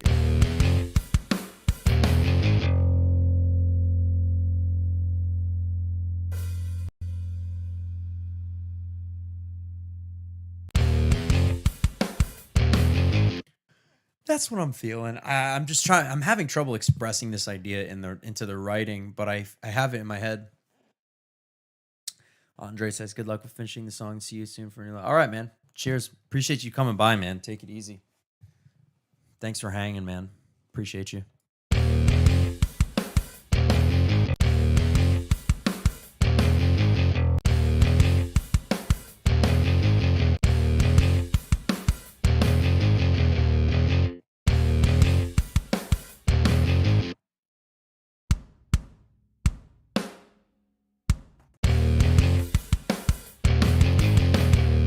Yeah, I just want this to kind of drive.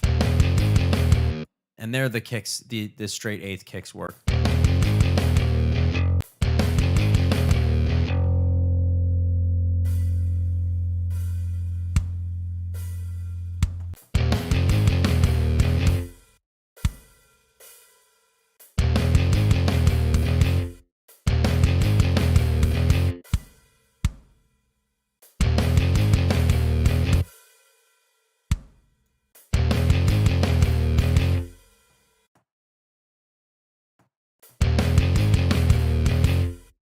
Might be cool to do an upbeat ghost note on the hat. There aren't really any ghost notes on this. I'm not really feeling ghost. I don't know. The other songs, I realize no one's heard them yet, but the other songs are extremely ghost note groove driven. So to have something that's just kind of straight, again for demo purposes, it's kind of cool.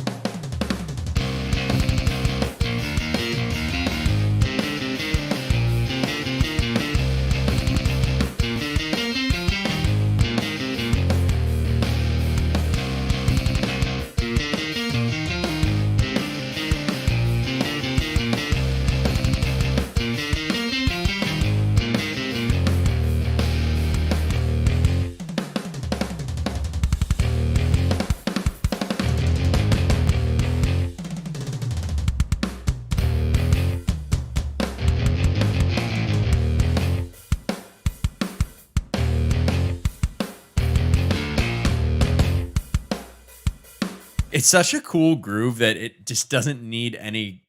I don't know. I don't think it really needs any ghost notes, man. Honestly, I mean, it's driving.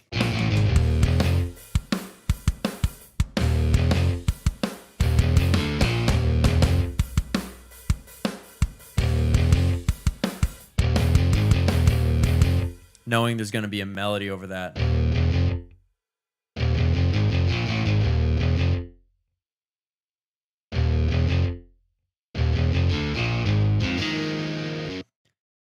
Okay, so I'm almost there.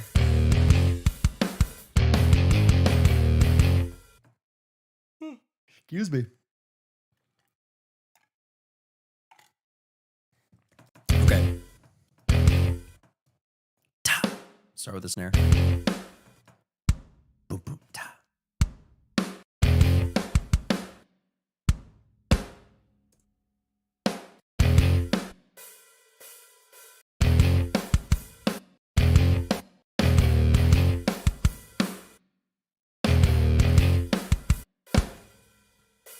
What have I waited?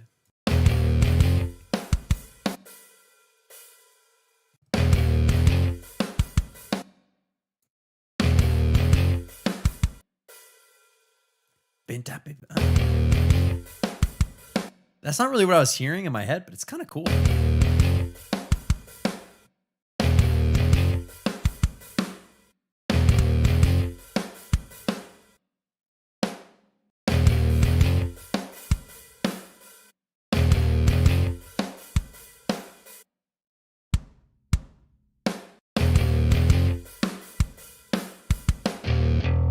I do like that.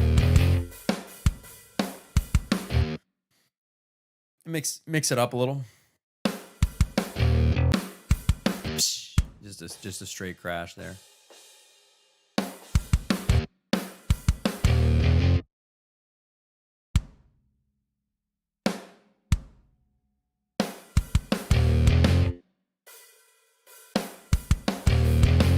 Yeah, there we go. Just keep that quarter note.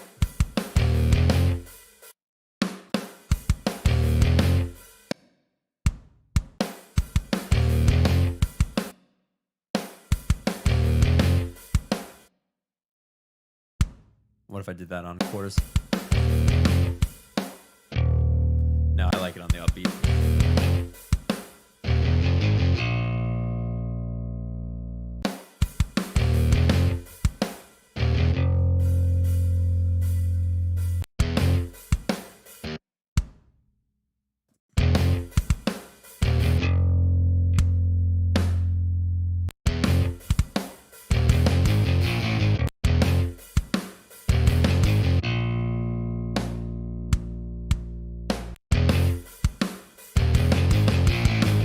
Yeah, there we go. Just ride that groove, man. Something straightforward.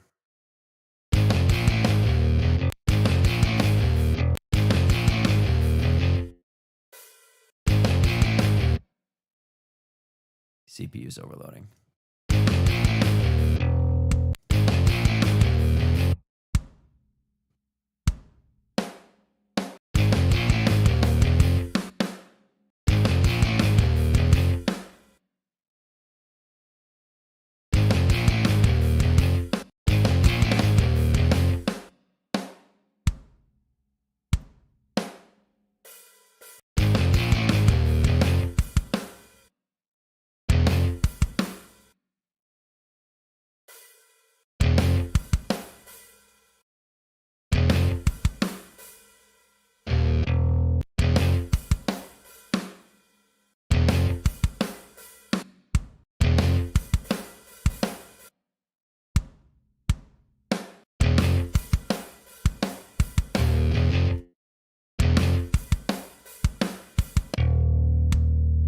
Cut those kicks.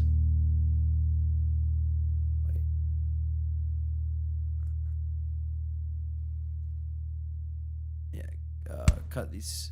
Move this to this here. Watch this.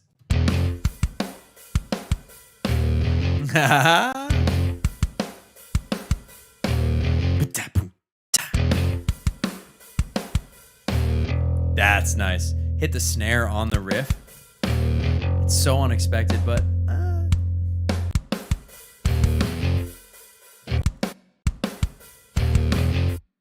nah, I like the snare on the riff. Put this down. Da, da, da.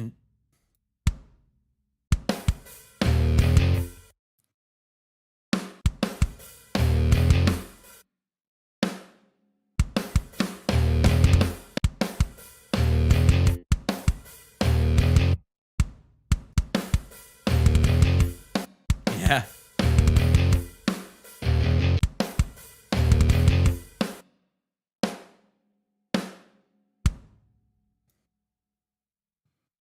Ta boom boom ta.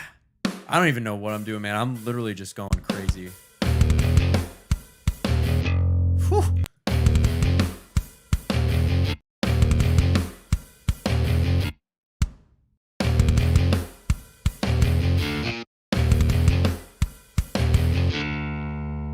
Now we're finally at the end here.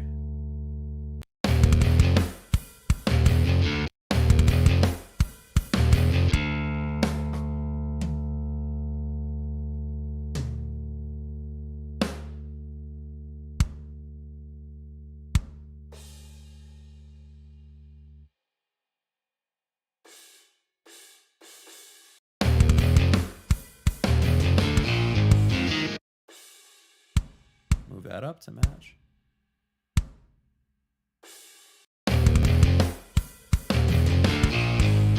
There we go. Bam boom.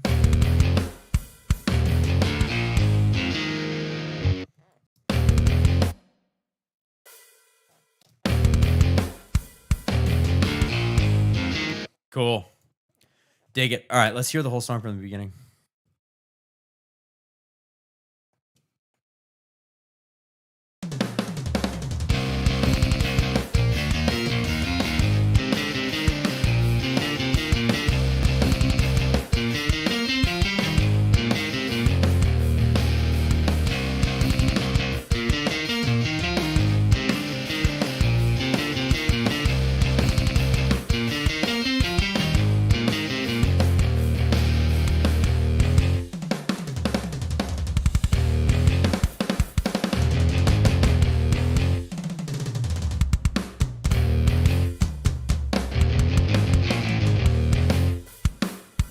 And Nathan's gonna destroy that. He's gonna do something a million times cooler than that.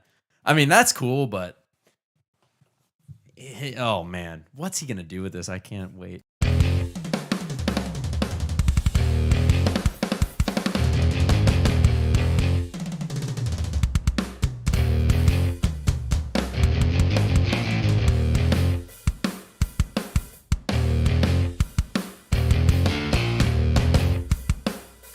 It's so funky.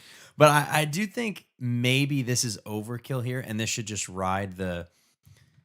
I think maybe we should just ride the hat and forget these accents.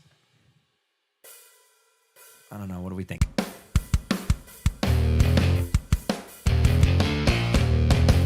Yeah, that's really hip. Move this back a little. Oh wait, my keyboard's unplugged.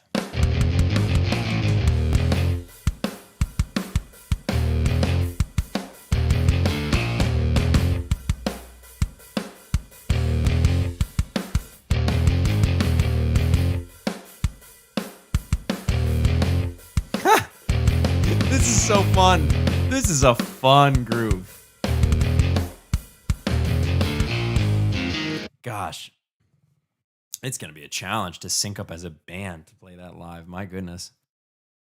It's just a very wordy riff. You know what I'm saying? Like it's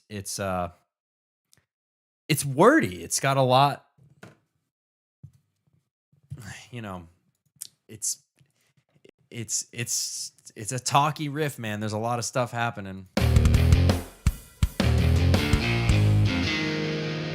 All right, now it's got to be something ghosty on the ride for sure.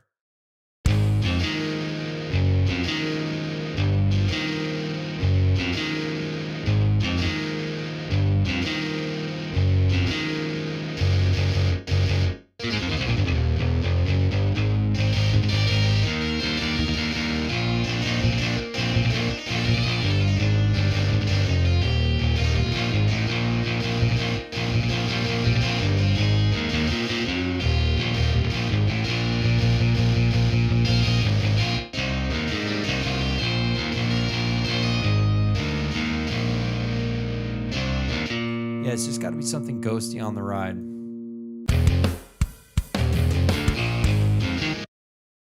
Da, da, da, da.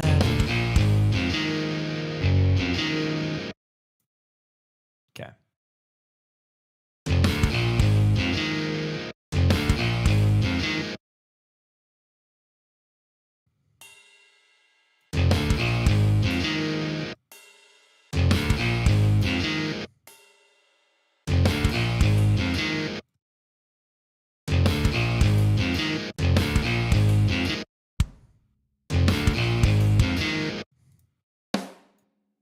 Oh, this is going to be such a Rushian groove.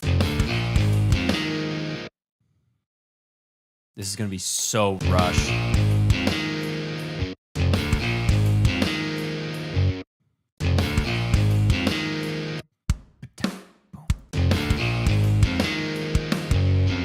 Oh, yeah.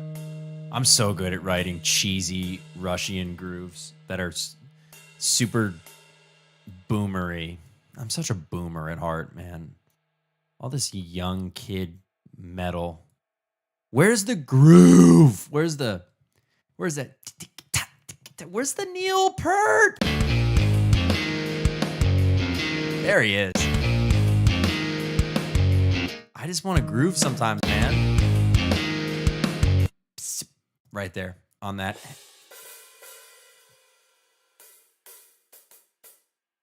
On that kick.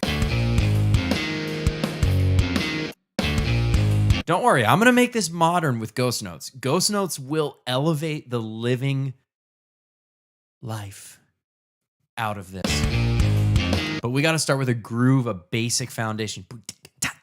It's got a groove. And then make it super tasty.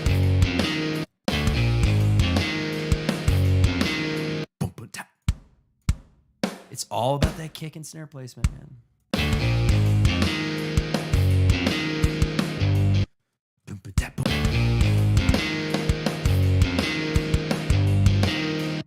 Again, 2 and 4. I mean, for a song like this, I don't need really anything else. I want 2 and 4, and then a couple of half times done tastefully, and that's, that's a groove. I want a groove, you know? I mean, look, man, it's cool to make drums really wordy and have all kinds of fills and crazy shit in parts and all that. And I like that. And don't get me wrong, like Nathan will elevate the shit out of this, but I'm not embarrassed to say that at the core of every good song is a boomer who loves Rush playing the drums. That's the core of every good song. And if you disagree, I mean, fine, you're entitled to your opinion, but that's my opinion. Groove. Simple, straightforward, carry the song, and then we add the accoutrement. We add the ghost notes, we add the things. But if the core is strong, if the chords are strong, the riff and melody is strong, it's carried with a strong groove every time. And then you go crazy, you dress it up and go as crazy as you want. But for me, when I imagine this music, I imagine playing it live. I imagine an audience. Boom, I want people moving, People, you can't count, you can't expect an audience, even an audience of musicians, to count quintuplets. They can feel them and not know they're feeling them, or know they're feeling them and groove hard. But at the end of the day, man, I want people to groove. I want them moving and grooving. And for me, that starts with a really simple drum pattern. It doesn't need to be complex. We'll make this complex. Don't you worry. Don't you worry.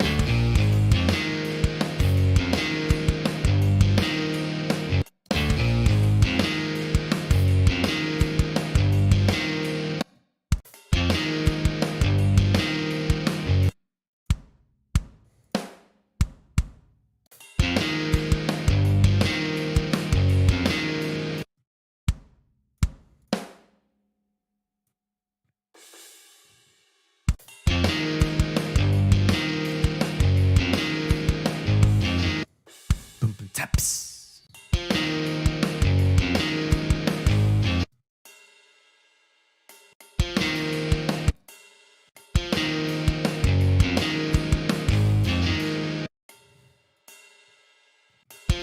See, I'm already thinking let's move the accent hit into the upbeat. Because so what I'm thinking right now is establish kick and snare and establish some kind of strong accent hit on the ride that will be built around by switching these bell accents to the regular ride and also adding in ghost notes on the ride. I can't play with my right hand, obviously. And then also ghost notes on the snare will just elevate this. And what I'm going to eventually do is probably remove a couple of these kicks as well, add some of that empty space.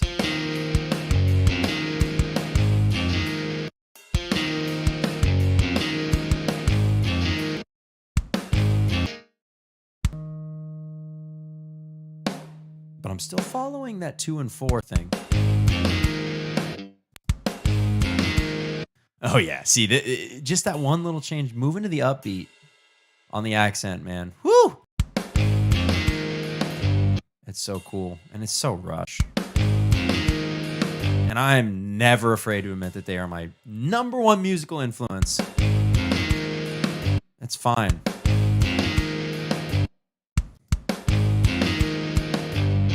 They are my favorite band of all time, and they live in my music, that's for sure. Can't ignore it. Can't ever ignore it. No matter what I do, I can't escape the Rush influence.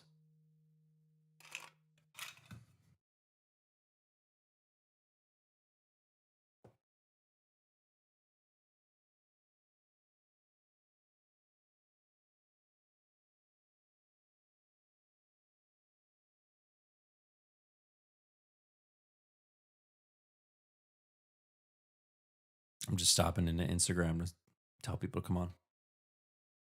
Yo, I'm still live. We're writing drums. They're really cool. Come hang. Subscribe to my channel. Like it. Click the thumbs up. Do all the things. Just do all the things.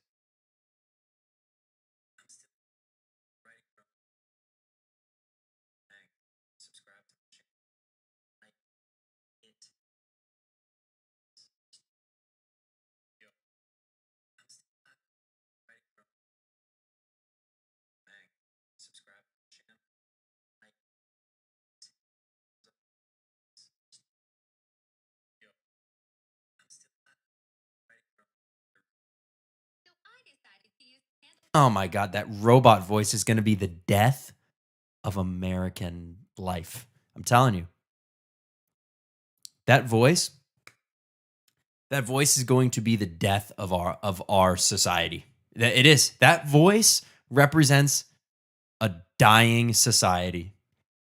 So I decided to use 3 marshmallows in the fire. Nope, that is the death of a modern society in that voice.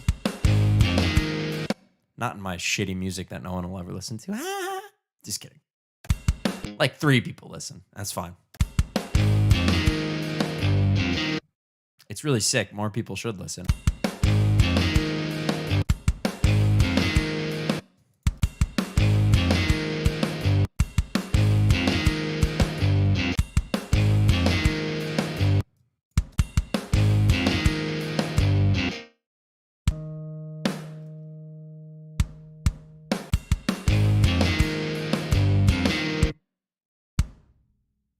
Oh.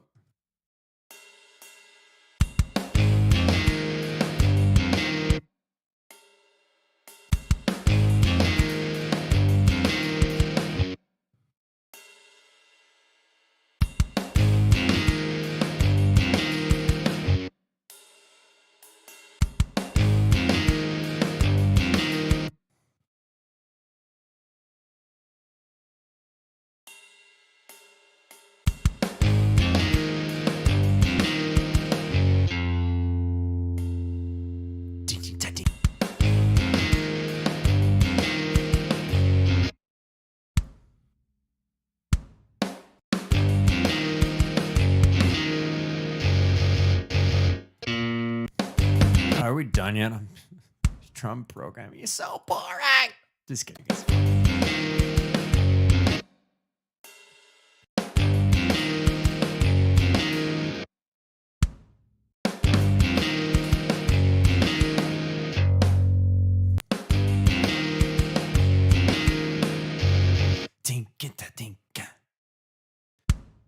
I really just, I'm such a sucker for these ride groups.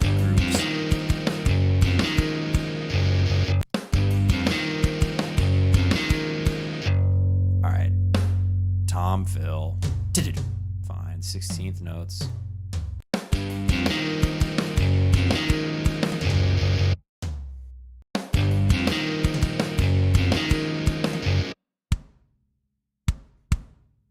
And rest. Da-da.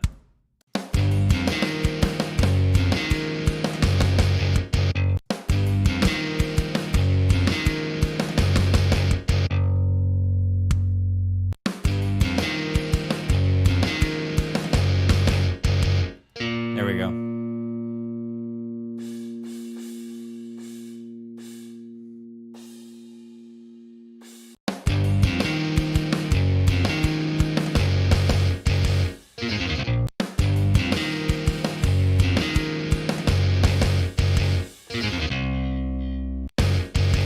There we go.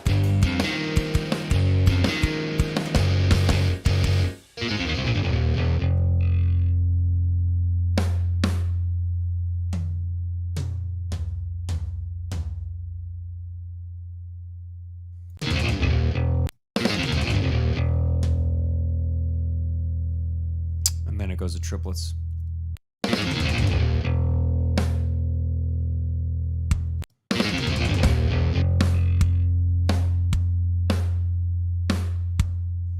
To the end of the bar.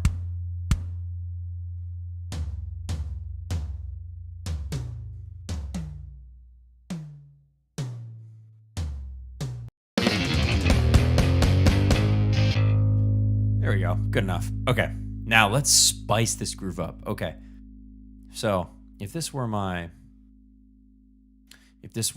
tutorial on how to spice up a boomer groove, which I love a good boomer groove, and it doesn't need much spicing, but it can be spiced and seasoned.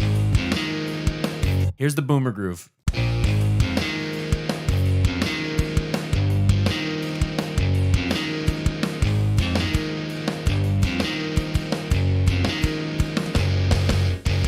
It's just like a straight rush thing. Okay. But because everyone in music today is a psychopath, and everyone needs to make things more difficult. We're going to make this more difficult. It'll be fun. So first thing I do, boom, ready? Establish an accent with like the ride bell. And this is really ride drum focused. You could a ride cymbal. You could do it with any cymbal, but I love the ride. It's my favorite. So what I'm going to do first is I'm going to actually double.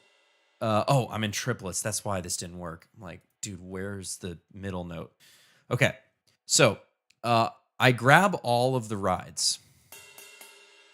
I'll just do this first section. We're just going to focus on this.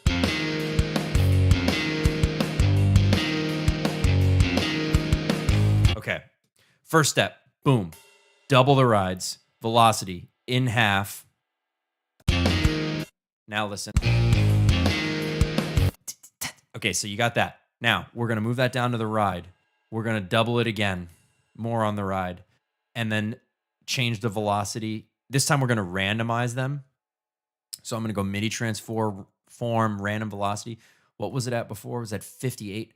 So we're going to go between 60 and 42.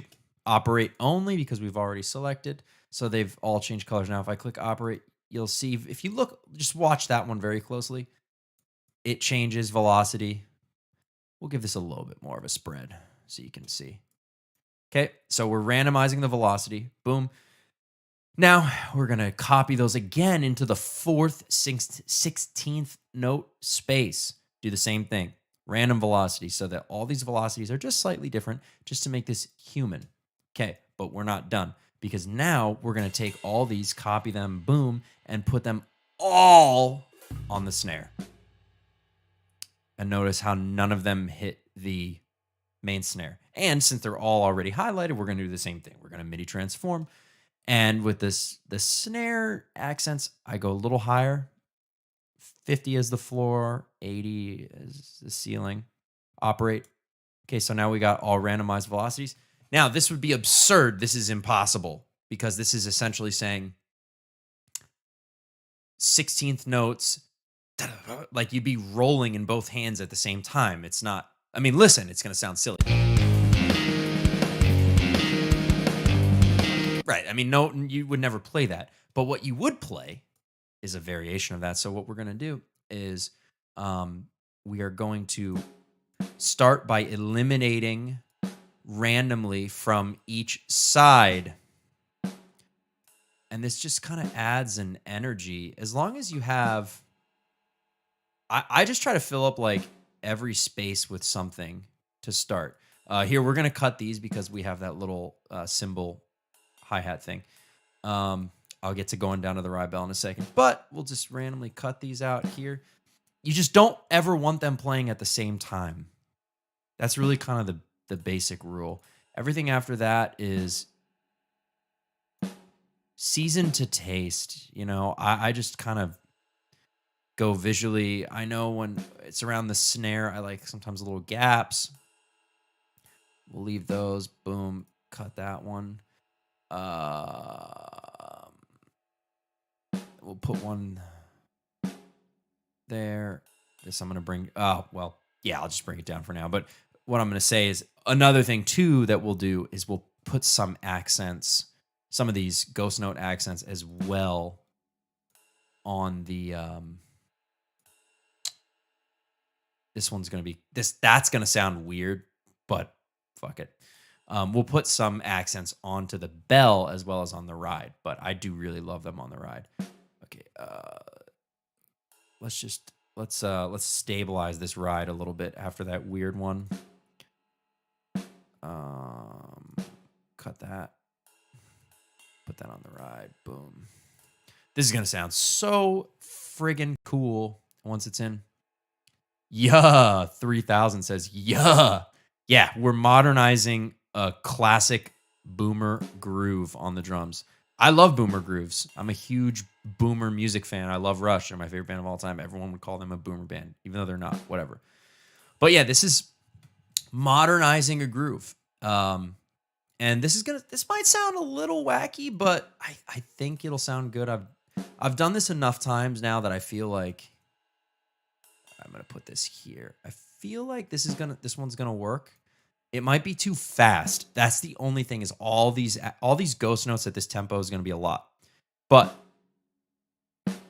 nonetheless, this is a crash here, so we'll just cut those around the crash. All right, now let's hear what that sounds like after just sort of randomly cutting around.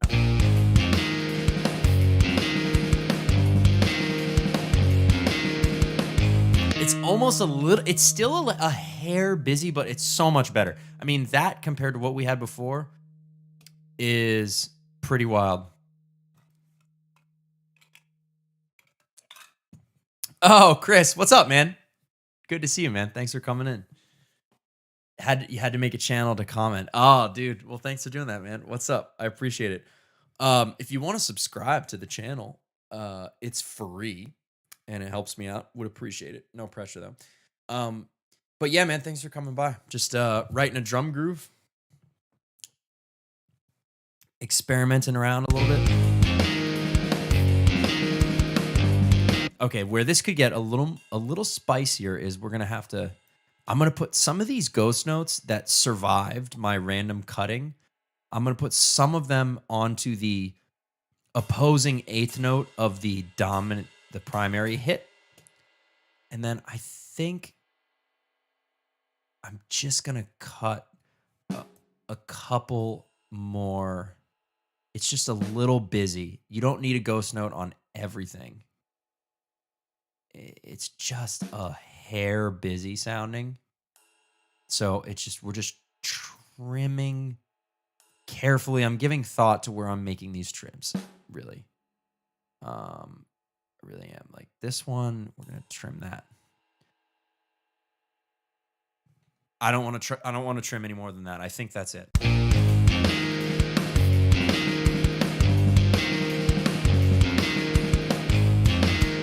That's pretty good. I almost feel like it feels a little unnatural. And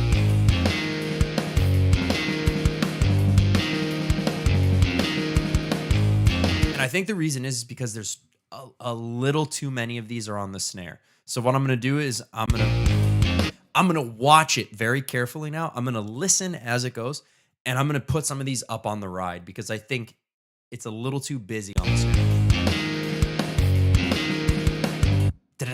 Like this is a little too busy. So this one we'll take up.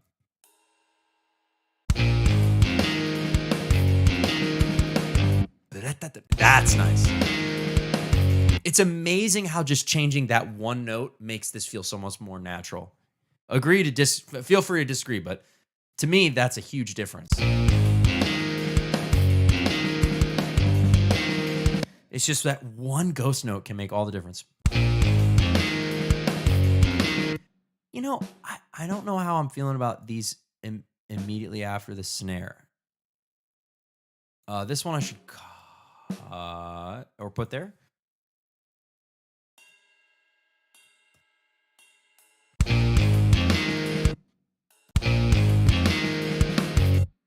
Let me solo the drums. That sounds good.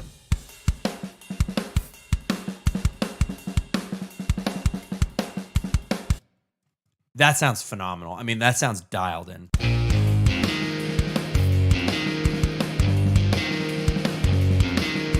These snare hits are a little too aggressive. I'm going to dial the velocities back, maybe 12%. I'm not going to change. I'm changing them as a group. Keep in mind how they were randomized.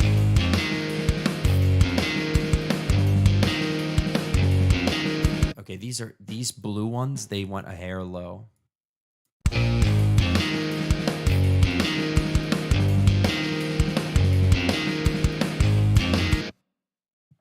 I think that's pretty sick, man. It's just all a feel thing. Chris says, what's your drumming background? Because you're making real ass grooves. Thanks, bro. Appreciate it. My midis have always been so simple. I just love the drums. I've never played them. I tried playing them a little bit in high school. I think if I owned a kit, like bought one and owned it, I would have kept up with it as probably as much as guitar. I mean, I love playing the drums, but I never got a real kit, and playing an E kit was just not as much fun. It's definitely a life goal to own a real drum set one day, but that just requires a living situation where you can make all the noise. Um, I love the drums. I have a deep connection to them. And like I've kind of, I'm familiar with all of the basic rudiments and stuff like that. And but when I'm programming them, man, I just feel them out, dude. Like there's not really a lot of formal knowledge here. It's just kind of trusting my gut and experimentation. So like I don't know how much of the process you saw, but basically I started extremely simple. I started with just the red notes that you see. The red notes are just the accents, like the main ride hit. They're not the accents. They're the main ride hit, and then the main kick and snare. And then what I did is I just copied and pasted the main hits, randomized the velocity, copy and pasted those, randomized velocity, copied and pasted, randomized velocity, and then moved them around to the ride and the snare. But if you have a well-written tune underneath the drums, that's really what makes the difference. And like these chords are really nice because of how they float. You notice how the first note of every chord, and I can show you on the bass, you see right here, this is the upbeat of 4, right? So if we're counting this bar, 1, 2, 3, 4, upbeat. That's where, if we go to the bass, where are we here? If we're here, that's where the chord starts. Dun, dun, dun. So the whole thing with this song is, and I usually do this at least one song every 5th album, it seems like. There's a song that the entire thing is just crossing over the bar because it has this dun, dun, dun, dun, this lifting feel of when you're starting something on the and of 4. And it's just 4/4, like nothing complex.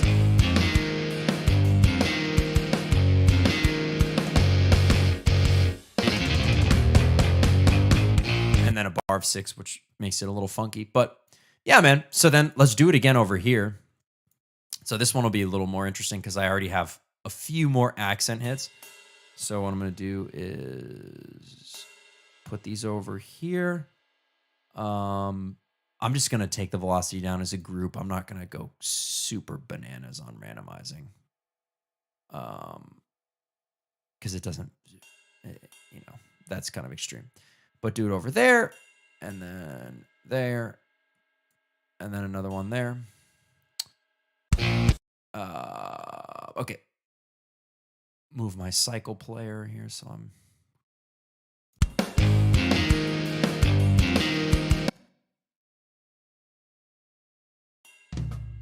I want that on the snare.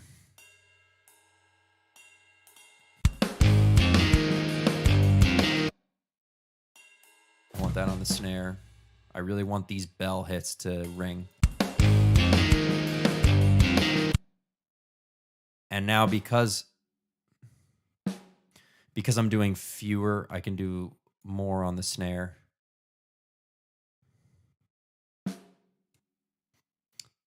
But yeah, man, I just learned how to program drums from watching YouTube videos and taking lessons with Jake Halsum Low. He was my teacher for a long time. Learned everything about drum program I know from watching him in my lessons and doing them with him. I'm gonna get caught up on your comments here. Sounds so real as far as group. Thanks, man. I appreciate that. I just, it's all about the ghost notes, man. That's really what takes it. I was in PIT for freshman year, so that guy gave me a song. Okay, cool. Very floating, feeling. You did have one in high school. That's sick, man. Have you ever tuned the drums to the key of the song? No, I haven't. Not for these. Actually, good point. I don't think we tuned them to the key of the songs on the last record. I've never done it on my solo stuff. On Flying Formation stuff, I mean, Nathan has an amazing ear and he tuned the drums really well. As you can hear, that record sounds amazing. But I don't I don't know if we tuned it to a key. In this case, I'm just using samples. I'm just writing demos, so I don't really think about tuning them. I mean, there's samples. I guess you can change the tuning. I'm actually curious now. Get good drums. I'm sure you can. I mean, you can do fucking anything in this program. Let's see.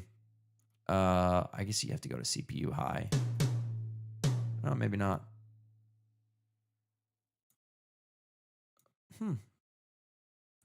You can adjust the mix and then, settings.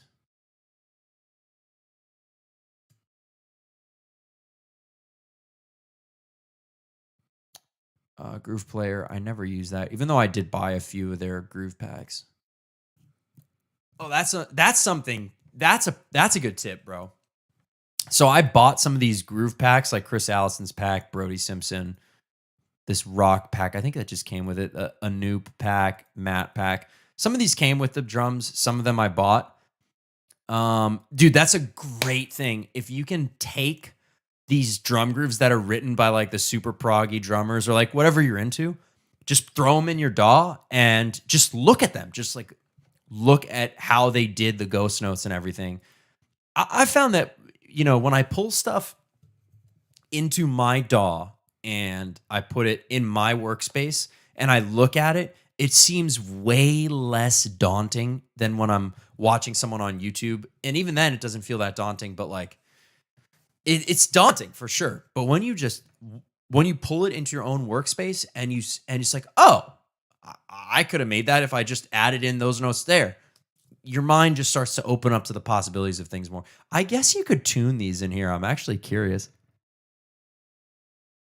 I don't know what this is. I don't really want to mess with it because I have all my commands mapped and I don't really care. I would never use this on a real recording. I just use these for writing myself.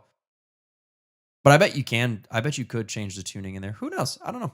But they're samples, samples. They sound good. They sound good.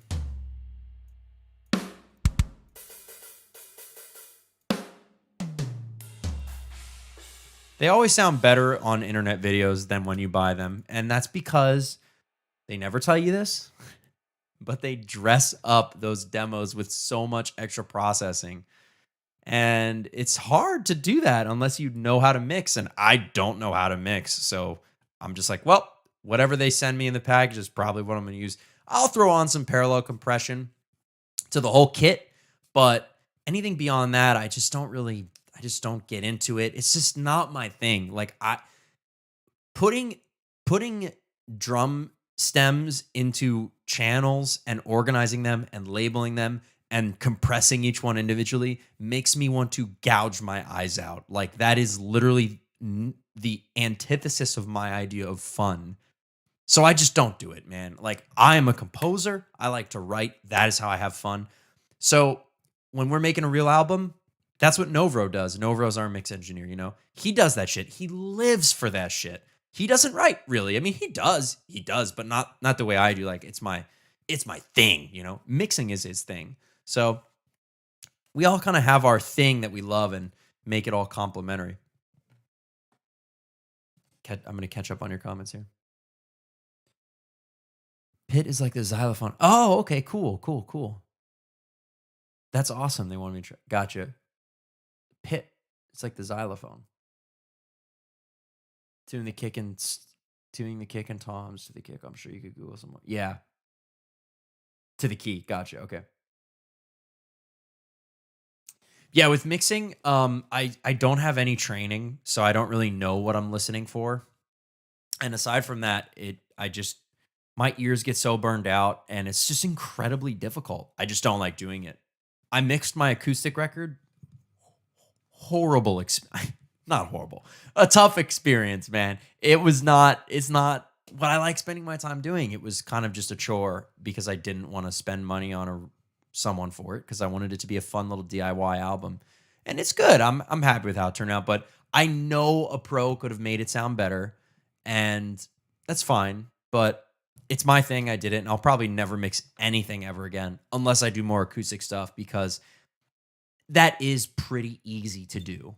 But when you have a whole band and like these fine formation songs, I mean, this is going to end up having multiple guitars, double tracked rhythms, leads, harmony, drums, bass. But then, I mean, I'm going to add, like, I actually take rid of all these violins. Dude, I'm going to add like synths everywhere. There's going to be synth chords. There's going to be synths playing melodies. So many synths once all these drums are done. So it's just kind of like diminishing returns, you know, like once you've put so much into the composition to continue to put all of that energy into the mix. I mean, that's just why almost no one mixes their own stuff. And even the people who do have help because it's hard, man. It's really hard. And you have to be extremely organized and fanatical about it. You got to be passionate about it. And I'm just not. I'm just not passionate about mixing. I have never liked diving through knobs to come up with cool sounds and shit and diving through compressors. I've just never enjoyed it. I want to write music. Give me a band and I want to tell them all what to play. That's what I like. So that's how I produce, you know. This is a little wonky here. I think I'm gonna. Oh, that's sick. That's really sick.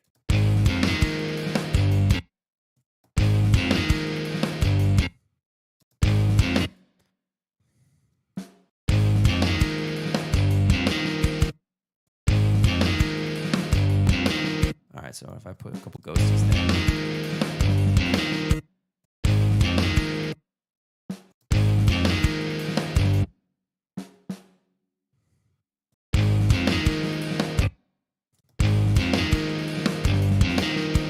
Damn, that's just absolute psychopath drumming. You would have to be a psychopath to play that like that. Luckily, Nathan is a psychopath, so we'll be good. Mixing is so complicated. I love mixing, but I don't think I'm good enough to ever feel comfortable charging anyone for it. LOL, I have so many friends that just go ham. Yeah. Yeah. My homie Chris is one day younger than me, and he's a superb engineer. Dude has produced the last three upon a burning by. That's sick, man. That's awesome. Yeah, it's just one of those things like, oh, man.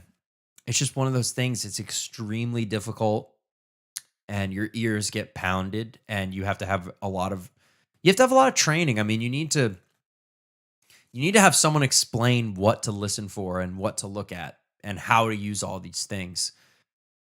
Songwriting, I guess you can kind of figure it out. You know, there are no rules in anything, right? There's no rules in mixing. There's no rules in songwriting, but there are definitely things about mixing that are like objectively, okay, this will make your mixing a lot better. And there are things like that with songwriting too, but it's just not, I don't know if it's quite the same.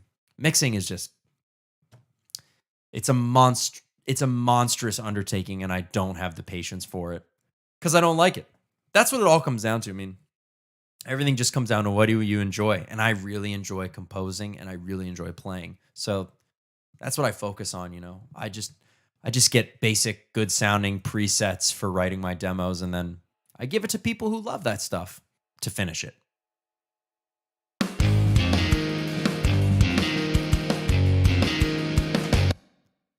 I think I'm actually, this is one of those cases where I think the song could become more powerful with less, at least as far as the ride cymbal's concerned.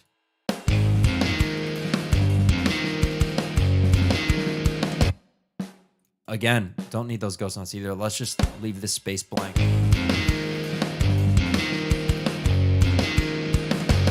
That's a nice little palate cleanse after all this abusive ghost note playing to just have this little, to just have this little bar. I just moved the whole thing. This little bar of a palate cleanse is really nice.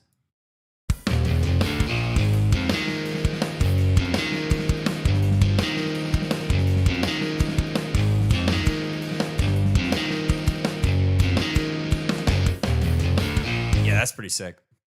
Happy with that.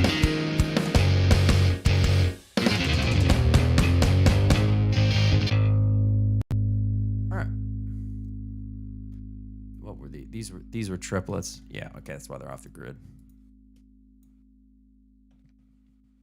No rules left. Yes, but it still should sound good. It definitely should. And that's the thing where it's like you want someone who knows what they're doing. If you're undertaking a serious record, you really want someone who knows what the hell they're doing at the helm of that because whew, man, mixing is just demoralizing too, man. It is so demoralizing.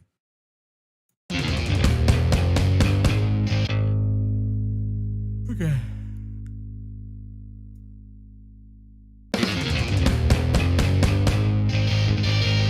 Let's just listen to everything up until now.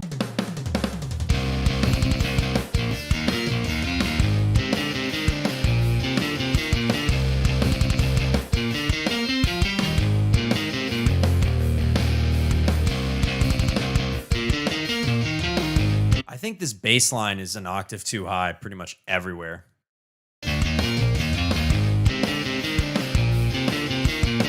Like this shit. That's an octave too high. Yeah. This is all an octave too high.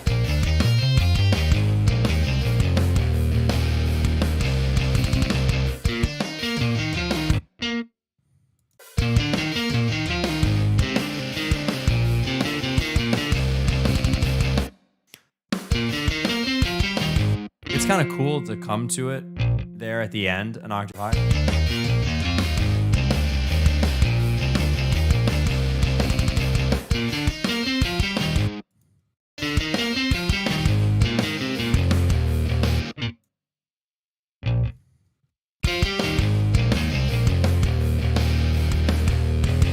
Yeah, just don't want to abuse that.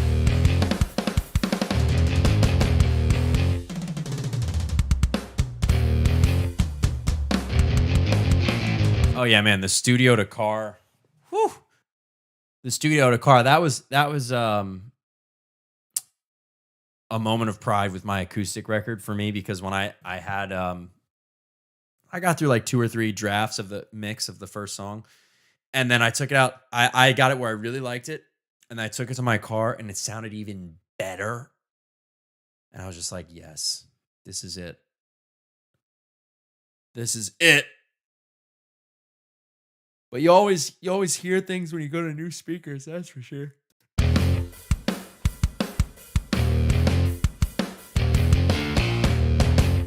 So like I feel like this doesn't need any ghost notes.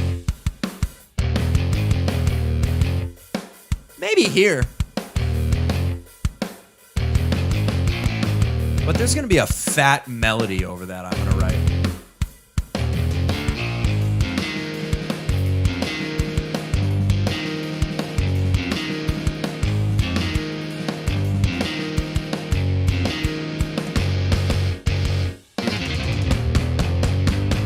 Cool. That's sick.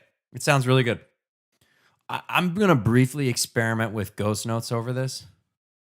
Actually, I'm not because you know what? There's another part, the next part of the song. Boo dun da doo doo doo. That's gonna be. I'm gonna go ghosty as hell on that. So I kind of like keeping that first verse sort of clean.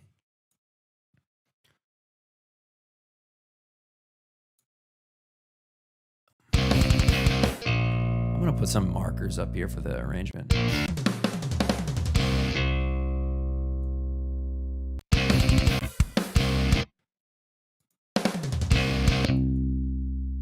So it'll be main riff.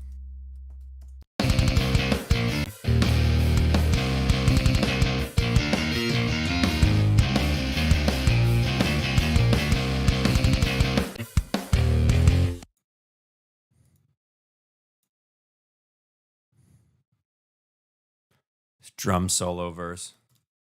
Only in fucking prog metal can you get away with a drum solo verse.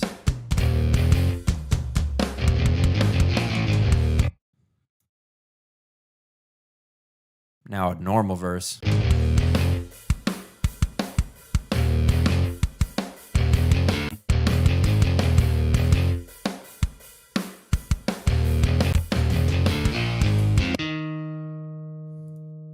Pre-chorus,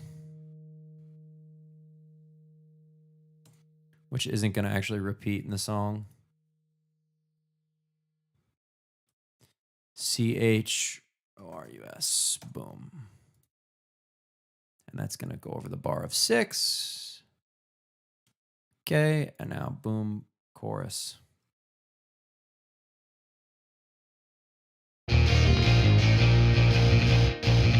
Not really sure what I'm going to drum there.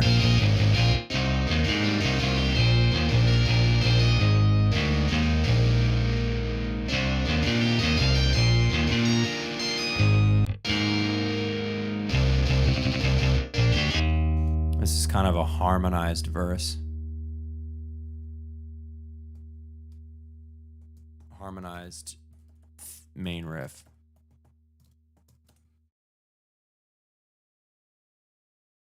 What programs are the guitar and bass? Yeah, the bass sounds decent. So the bass is a Contact, a Native Instruments. It came with my Native Instruments keyboard, and I got Complete 13, not Complete Ultimate. I feel like that's kind of overpriced. You don't need all the shit in there. But I got regular Complete. It was like $400, $500. It's this Scarby Rickenbacker bass, and then I have it a second instance for the palm mutes, which you might find this interesting, because you don't change articulation in the plugin with this. You actually just have to run a separate instance. So I have like the palm muted notes, like right here, or like these little chugs, these little 16 notes. Da, da, da, da. So like I just left those out in the palm muted section. Yeah. So that's with the bass. And then the guitars. So I wrote these guitars in Guitar Pro, and then I just bring the MIDI in, literally export the MIDI and then import it into Logic. And Logic automatically generates this sampler, which I've never even opened because it doesn't last. But here's a Logic sampler that's a vintage Strat, whatever. And I'm pretty sure that's the same sample and everything. And then it goes into Logic's pedal board that it has. It doesn't even look like these effects are on. And Logic's amp.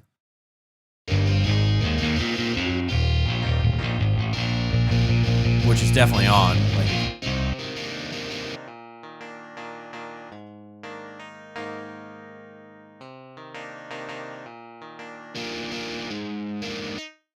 the sampler sounds so silly. But this is literally a placeholder. I wanted to record the guitars today, but there's too much latency in how I'm monitoring Logic. I'm monitoring Logic through my streaming software, so I can't record guitars. There's too much latency. But for the drum writing and stuff, it's great. Yeah, so that's all that is. The bass is decent. The bass is going to stay as the demo bass for sure. I was trying to figure out a way to get this through Neural DSP Parallax. I guess if I made this a clean DI sound, right? If I change this from tight rocker to like clean DI, and then I ran that into Parallax, maybe it'll sound better. I'll probably try that at some point. But I use Neural DSP Parallax. Actually, fuck it. Let's just try it right now. I'm taking a break from writing drums.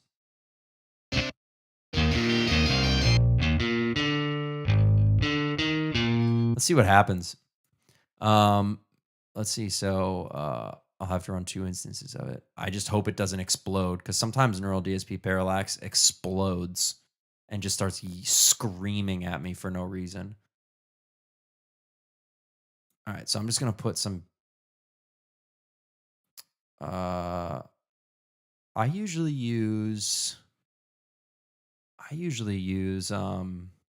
this guy, Killian Duarte. I don't know who he is. I usually use his presets.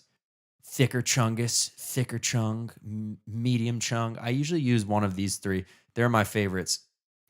I'm such a preset guy, man. I don't really tinker. I just like to get stuff sounding good enough for the demo, and then I roll. It's probably to my detriment, because, you know, I could explore my own sound, but, you know, we do that sound exploring shit in the studio, you know. When it comes to demo writing, I just know I'm not going to get the best sounds. Like, plugins are great, but I'm not going to get the best sounds for my guitar unless I'm running through an amp with a cabinet in a room with microphones. That just period is where I'm going to get the best sounds. You know, you can use IRs and we're probably going to use IRs on the next Flying Formation record, but I have to use a real amp.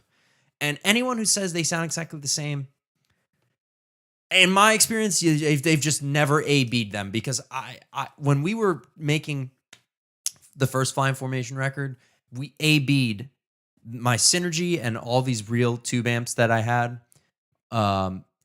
with plugins, and there's just like, it was laughable. Like, the difference was laughable. Like, you couldn't even remotely compare. People use them on records and they sound great. For me, I don't know how to make them sound good. The guys we work with can make them sound good, but like, we just make the amps sound way fucking better. So that's what I use for records. But I love plugins for writing, man. They're sick. All right, I have no idea what this is going to sound like, but let's just go neck pure DI. Neck pure DI. Let's see. It's very muffled.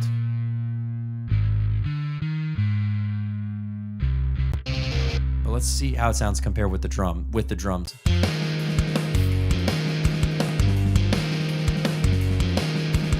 It's okay. It needs more top end. Well, there you go.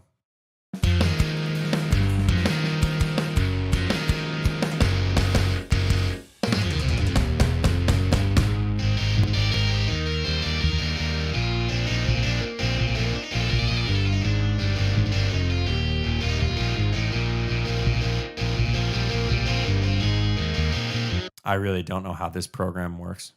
I just use presets, man. I just haven't gone down the rabbit hole because I don't enjoy it. I get it sounding good enough, and then I write like a motherfucker.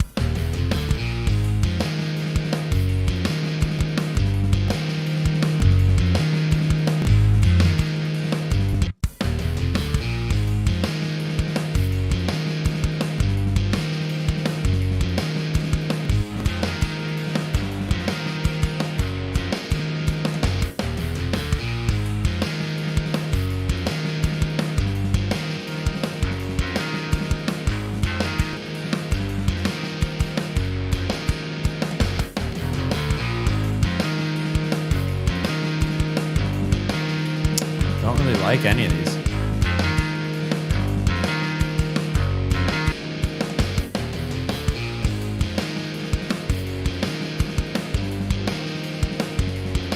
Let's try a different part of the song.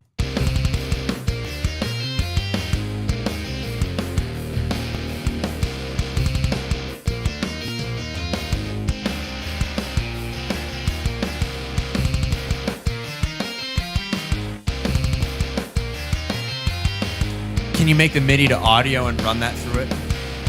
I could. I'm not sure what that would do.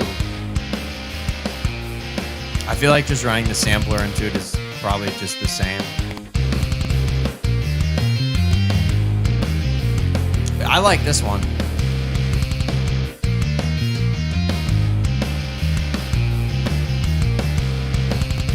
I'm also listening on headphones, which is just not good for bass in my experience.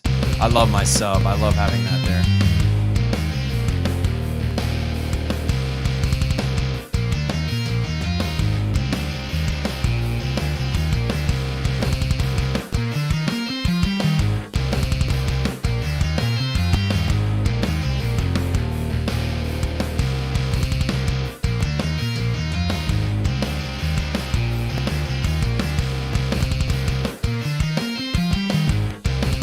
That sounds better. I think that sounds a little better. I could change the sample as well. I could change, instead of neck pure DI, let's do bridge pure DI. That's better.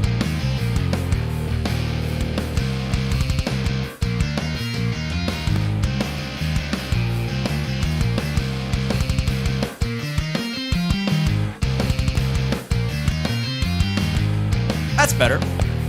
That's better. That's better for sure. I could probably do the same with the guitars. I could probably run them through Neural DSP, and that would probably sound better. Let's do that. Fuck it. Let's see what happens. Why not? Because I would love to not have to track these, because it's just so much work. Let's see. I've never done this, so this is what the hell? Let's see what happens. First, I'm going to take that off because it's not doing anything.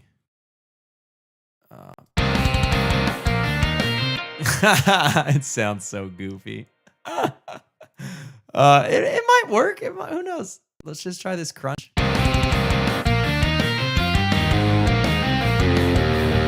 I actually don't hate that. I don't hate that. Let me take this reverb off.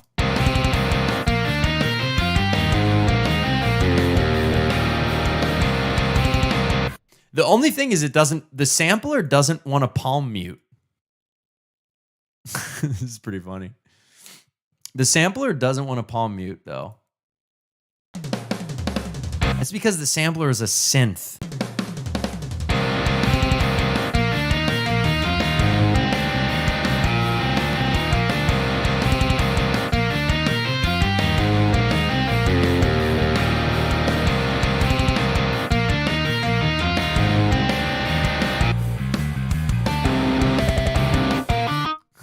This sounds so funny.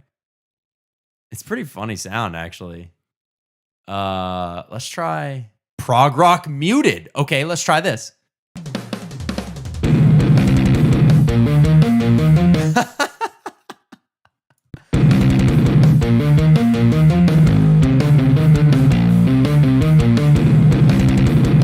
It doesn't sound completely horrifying on the palm mutes, which I feel like is the point. Let's just see what does.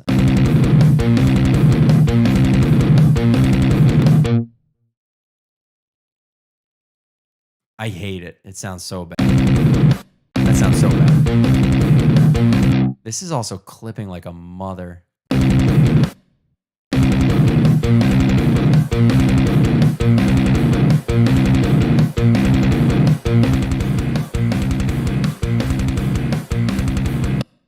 The chugging doesn't sound horrible. I hate to admit it doesn't sound horrible when you get the clipping down, but it's pretty bad. Sounds so funny.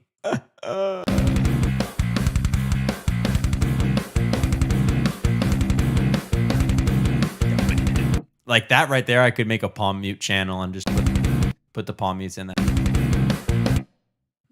Yeah, I don't know. This is kind of silly. 80s power chords.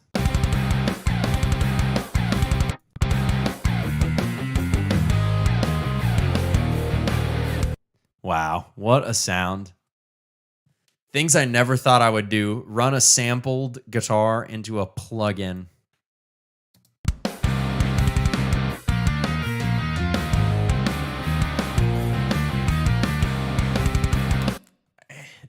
That is honestly better than what I had before. It's better than just the raw sample.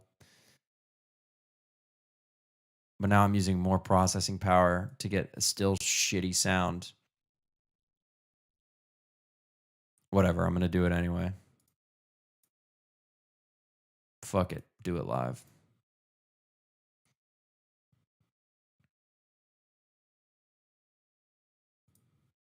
Replace the sampler with all the one I just tweaked.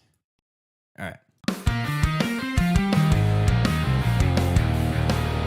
It still sounds terrible, but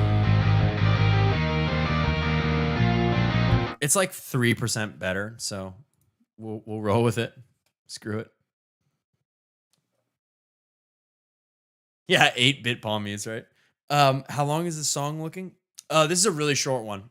This one's only 3.5. So with the drums, it's gonna come back to that chorus.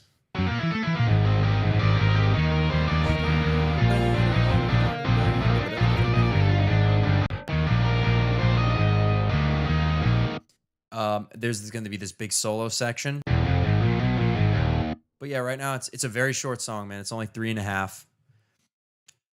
Next Flying Formation record is looking like it's going to have no more than 4 songs. Although I have 8 demos I'm working with. There's 2 I'm obsessed with. 1 I really like. And this one I really like. And then there's 4 others. Well, 3 others, so 7. There's 3 others that I'm iffy about. Not that they're not cool ideas, because they are really cool. but the vision for what they are is fine, but they're just not as exciting as the main four. So, and making albums is not worth the time and energy for the band at this point. So it'll be short EPs for a while. It'll probably be this short EP, then another short EP.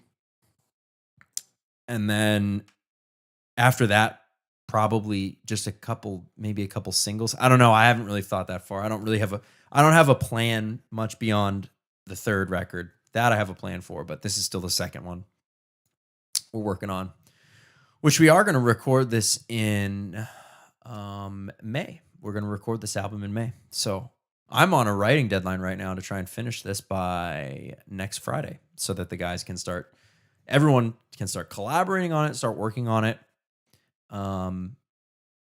Yeah, making it awesome.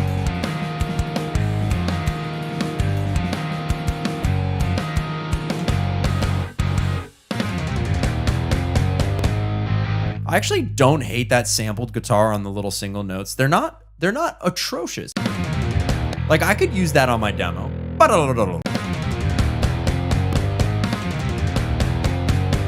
Actually sounds better, way better than I would have guessed. And so does the parallax. It sounds better than I would have thought. It's still embarrassingly bad, but you know, it's not horribly unusable for demo purposes. Certainly for writing drums, it's perfect.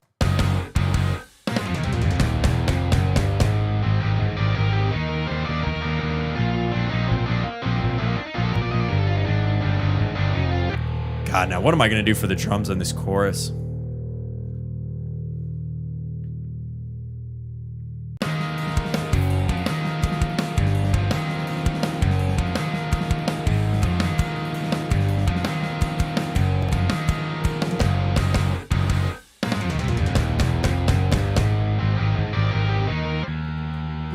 I think the snare's got to stay on 2 and 4 for right now.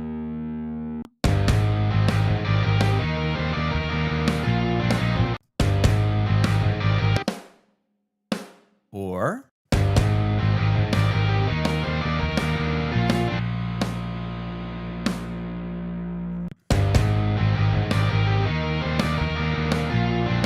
what if I alternated between 3 and 2 and 4 on each bar? I don't hate that idea, actually.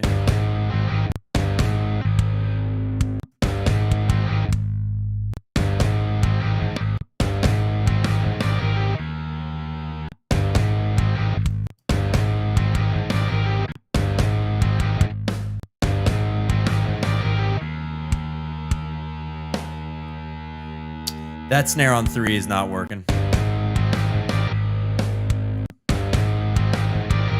It's not working. I can already tell you I'm going to want up.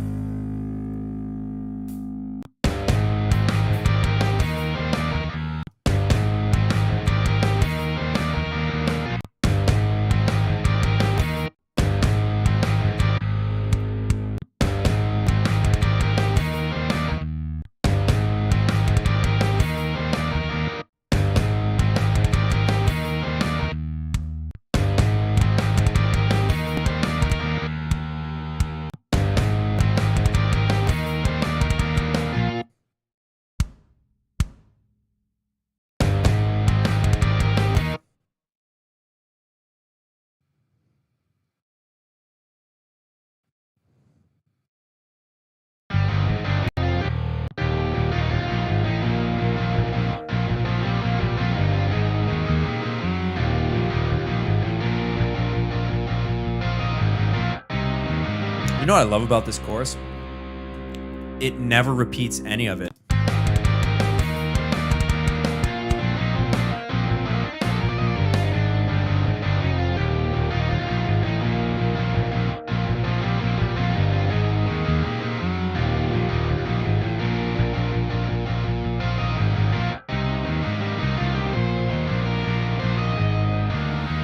The whole chorus never repeats itself once. That's awesome.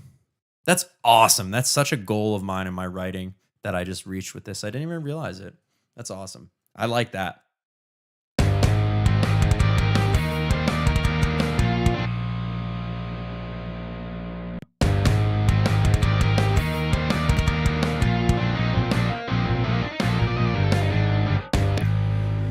Yeah. Yeah. You record more than you use. That's how you figure out like the best shit. Cause sometimes you just gotta spend like 50 hours writing a terrible song, you know?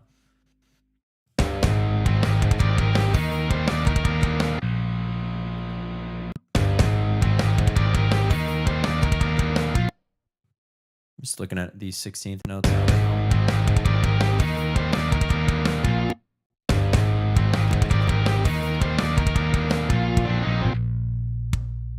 Boom, boom, down. Yeah, this snare on three thing is not a vibe.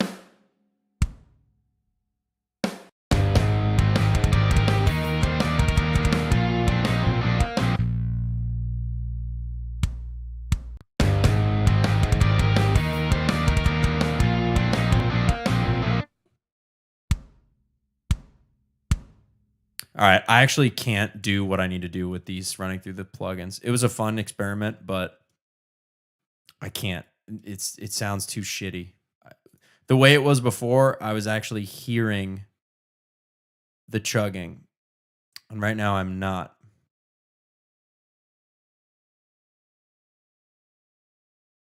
As horrible as it sounded, it actually worked.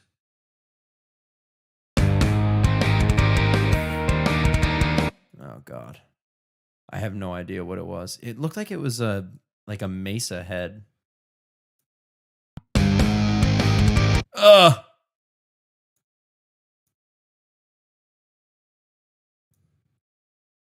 How's this one? Oh my god. That works. That's called great amp. That works.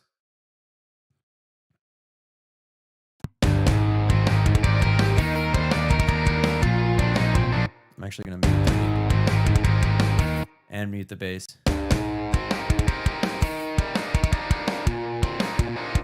Yeah, there we go. Now I can hear what I need to hear.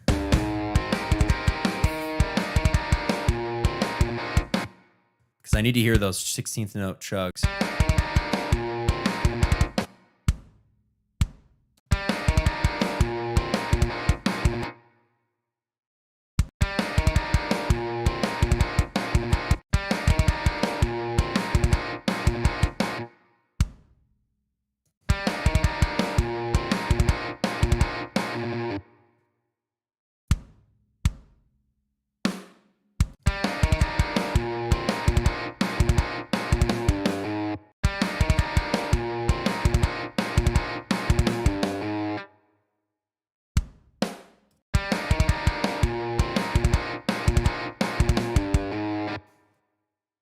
Dun, dun.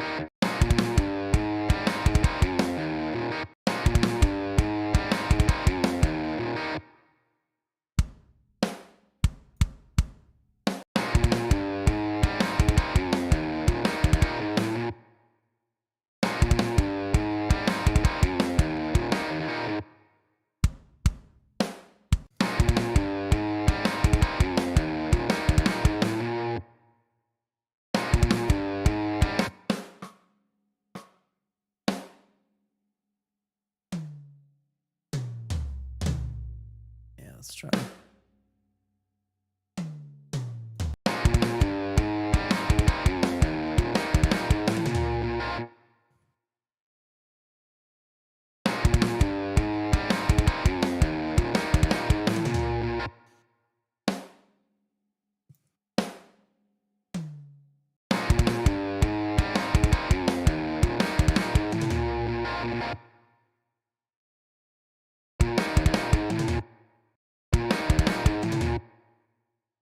Where are those notes falling?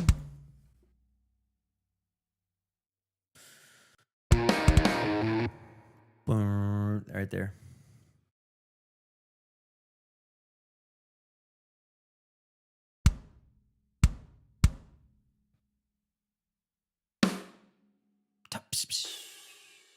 Yeah. Yeah.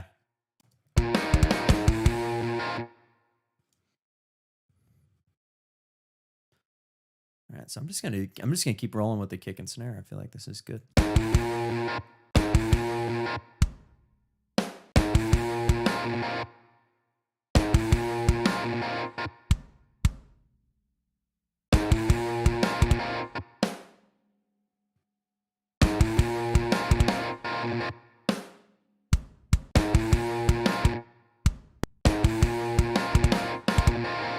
I had it right.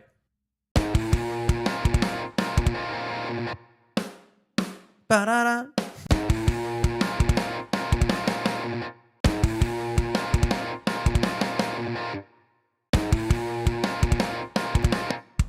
What if I was a psychopath?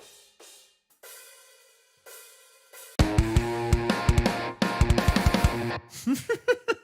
like that.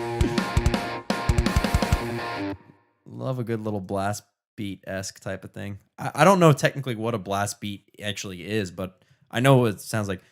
I think that's kind of one. I think that's kind of one.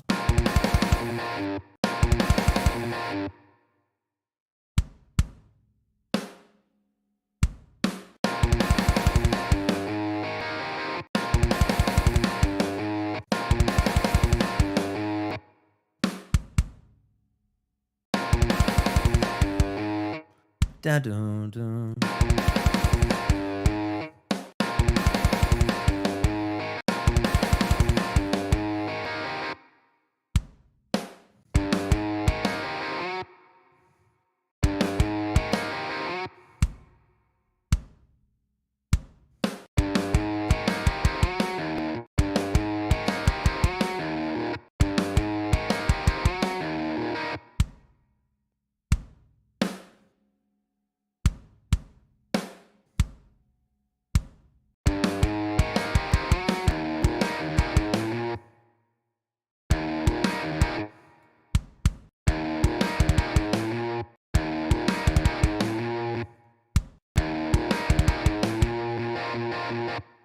Yeah.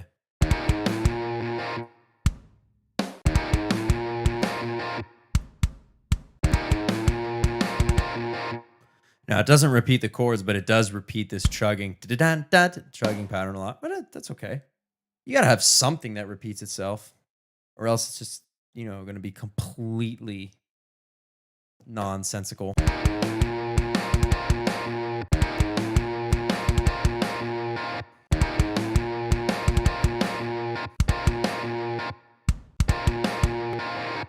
Da-da. I think that's my best quality as a composer. It's my ability to laugh at myself and what I write. So it keeps me sane. I laugh at it. It makes me happy. Okay.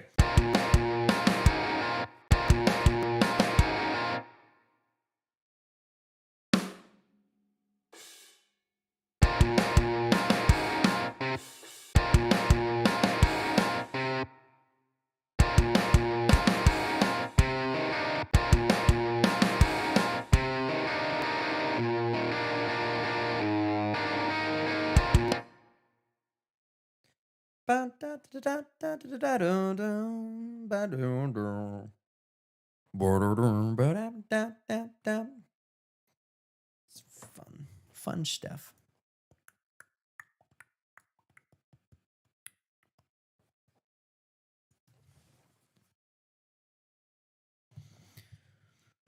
I'm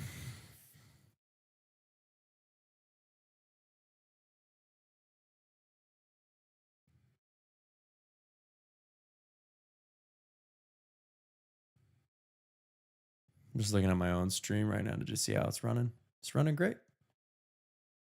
Still running great, man. All right. I'm starting to fizzle. I'm getting a little tired. I think I have about 45 minutes left of energy in me, and then I'm calling it. But to get there,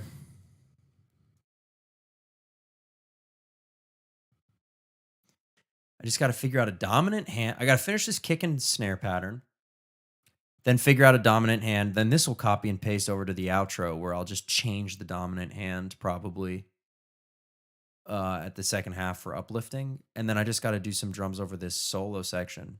And then the drums will be done.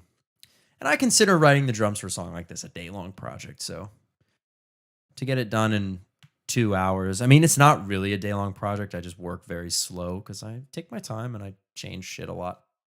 But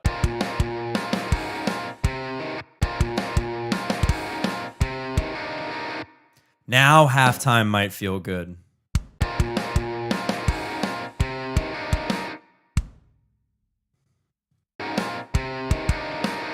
Yes.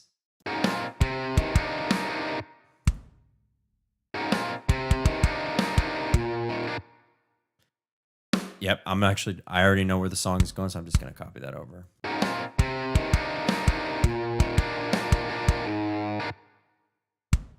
That one's going to change. Get some clipping. Hold on. Okay.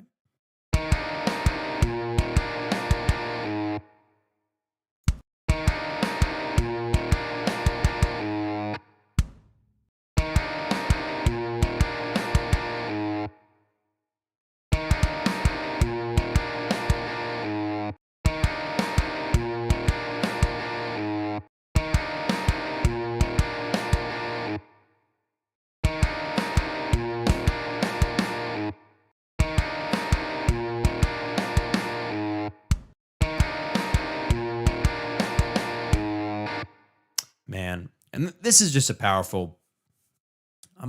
This is just a powerful point in writing here. I'm writing this down because I'm making a course on composing, and I want to remember this point. Um,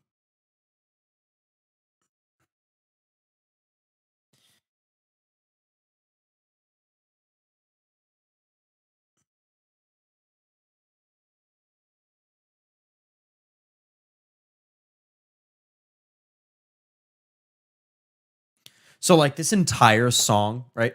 So here's a writing tip. This entire song is built around a riff that crosses the bar. You know, this song never plays something on the one up until this point, really. I mean, there's the verse where it's like do do do that hits on the one, but it's so off kiltered and kind of randomly haphazardly structured.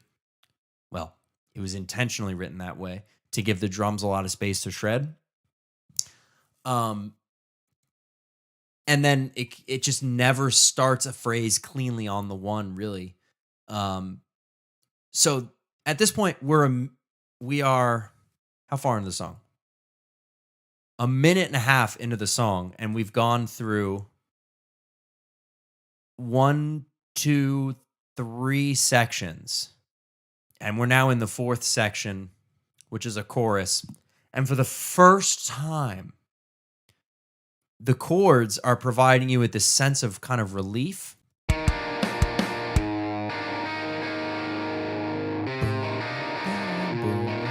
Right? Like you have that.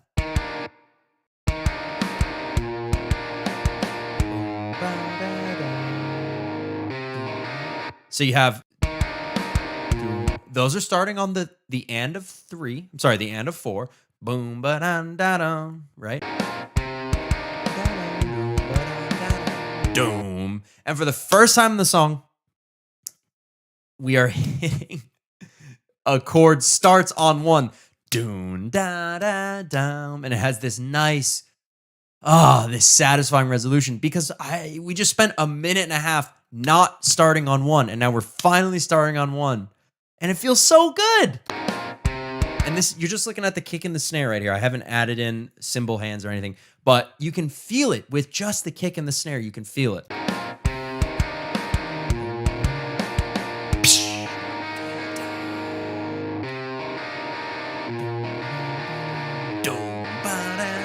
And that chord has doom da da da. That's got like an anthem kind of feel.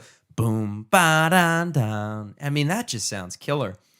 And the the thing is with abusing this strategy of starting on the upbeat of 4 and crossing the bar to finally get a moment of resolution. It feels really good.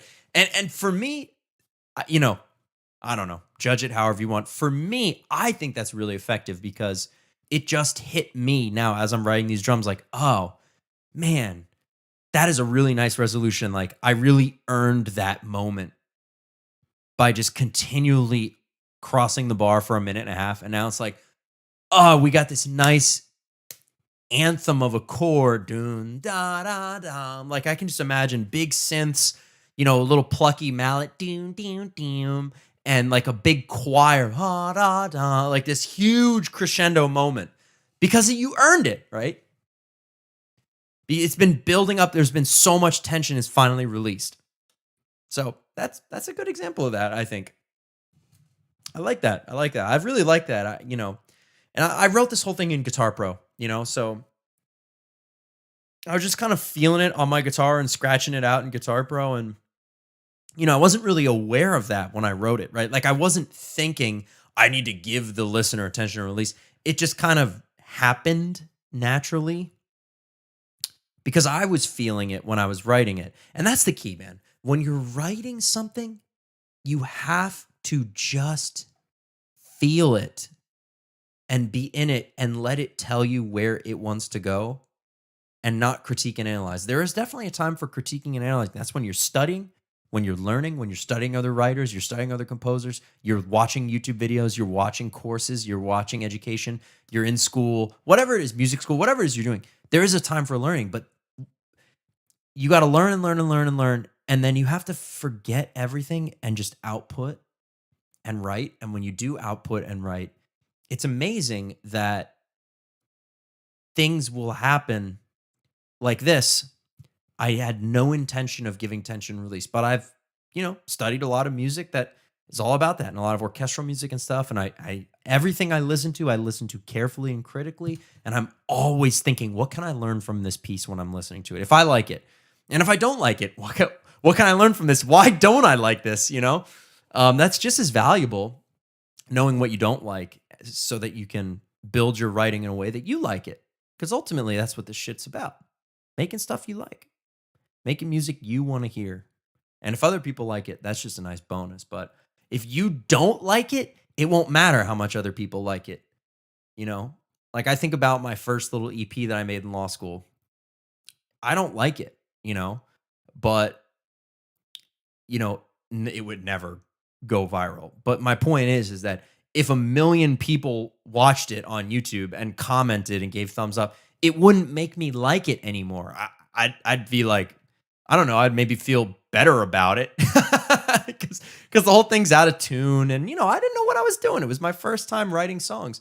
I was very raw and passionate, but it wouldn't make me like the music anymore. I would maybe be like less embarrassed by it. Like, well, I guess other people like it. I don't know. I would probably still feel exactly the way I feel about it, which is like, I was really naive. I had no idea what I was doing. It's mildly embarrassing, but whatever. I did it. And most people, talk about things and never do them. And so I did it. So I'm proud of that. But anyway, long story short, my point is, unless you like the music, man, it's not gonna matter. So learn as much as you can, process it, digest it, marinate with it, and then let it go and just write your ideas and be patient because it takes years for your ideas to be really good. It took me 3 years. Well, it took like 2 years. It took like 2 years of consistently writing multiple days a week for at least a couple hours a day of like, oh, I'm going to try to scratch out this idea until I remember I sat down and I came up with something I really liked. And that was because I was, reading this book about voice leading and harmony and stuff. And I experimented with it and I got these chords I really liked. And that's the song What Lives On by Flying Formation. And that was when I was like, man, I really like this. This is really strong. Like this is something I think is really strong. And it took 2 years of work to get one little idea that would eventually take 2 years again to become a finished song. So you got to be patient. You just got to be patient and enjoy the process when you're doing it. Because that's like at the end of the day, all we have, right? Okay, let's keep going.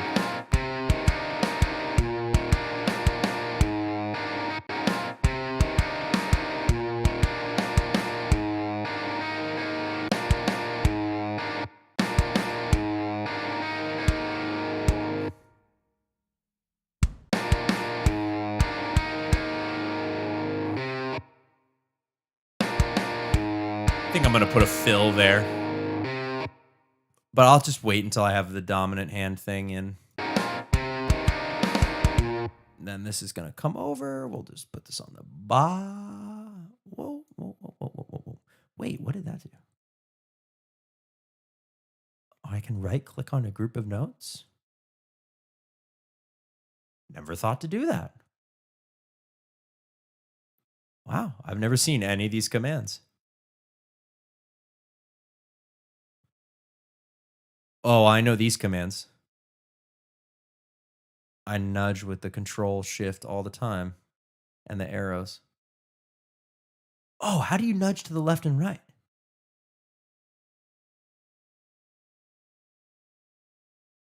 Option left. Oh, wait, no. What about command? No. Oh, command zooms. Oh, that's nice. Okay, I didn't know you could do that. Command arrow keys zoom. Oh, okay, okay, good, cool. I'm not getting how to nudge left and right though. Oh, I do see it. Oh, look, it nudges them. Huh. Who knew? Who knew? Okay, cool. Good to know. All right, now get your ass back on the grid. Get your asses back on the grid. All right.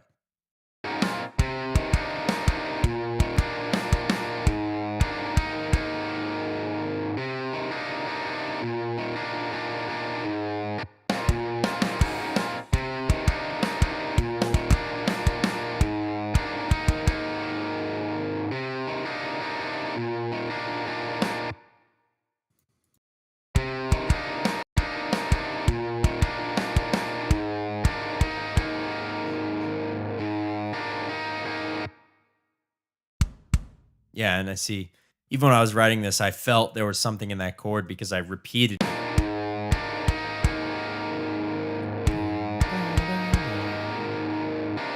But again, I wasn't consciously thinking. I really can't say I was consciously thinking like that's a resolution. It just is now in hindsight as I'm looking at it. Okay.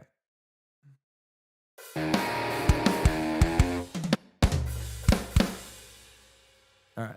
Copy that.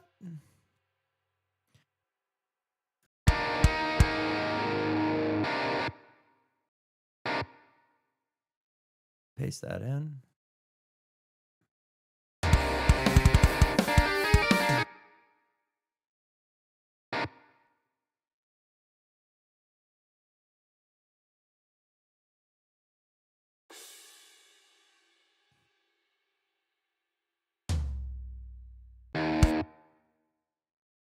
This is just the next section. I'm just throwing it in.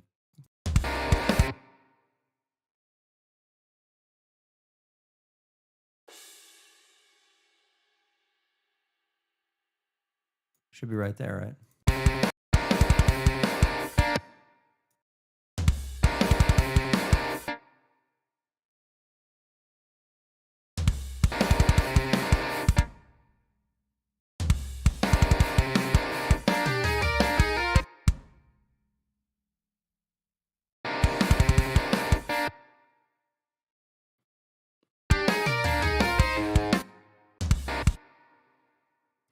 Right there, the and of 4.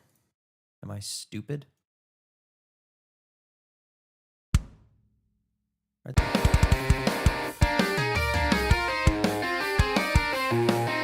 Something's different about this.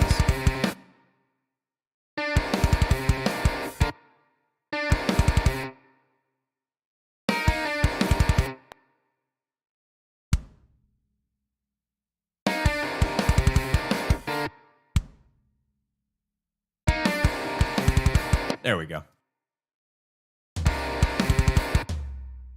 There we go.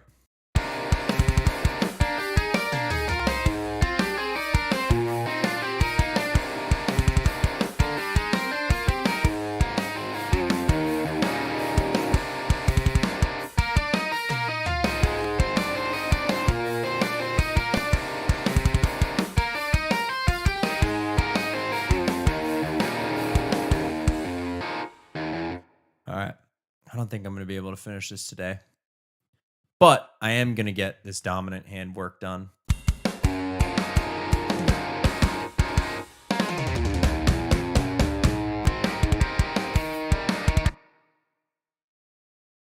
I think just the hat.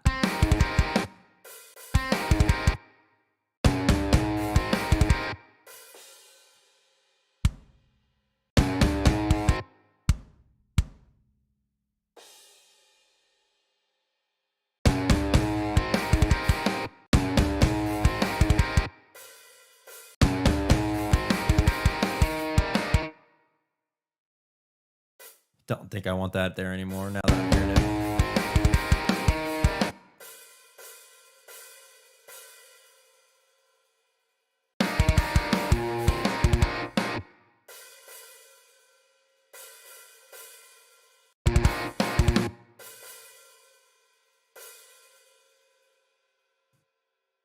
Oops.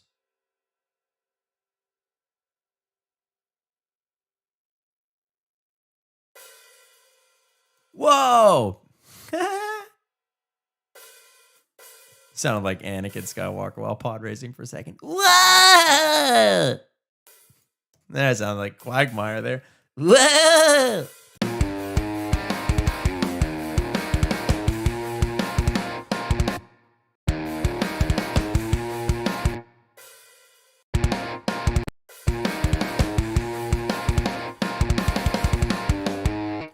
Definitely put these on the China.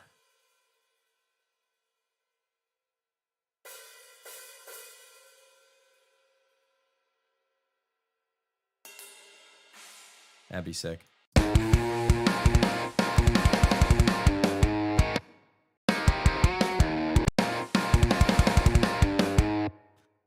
No, I'll save the China for the second chorus.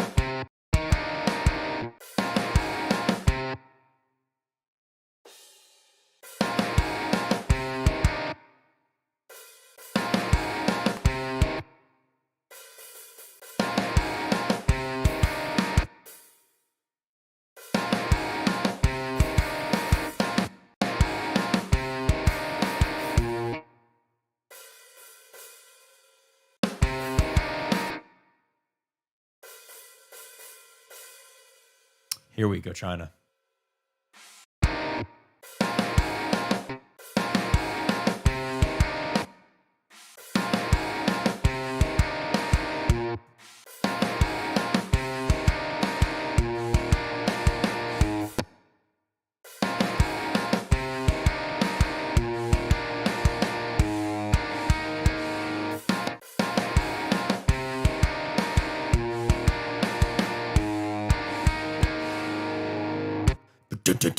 I'm just feeling eighth note fill there.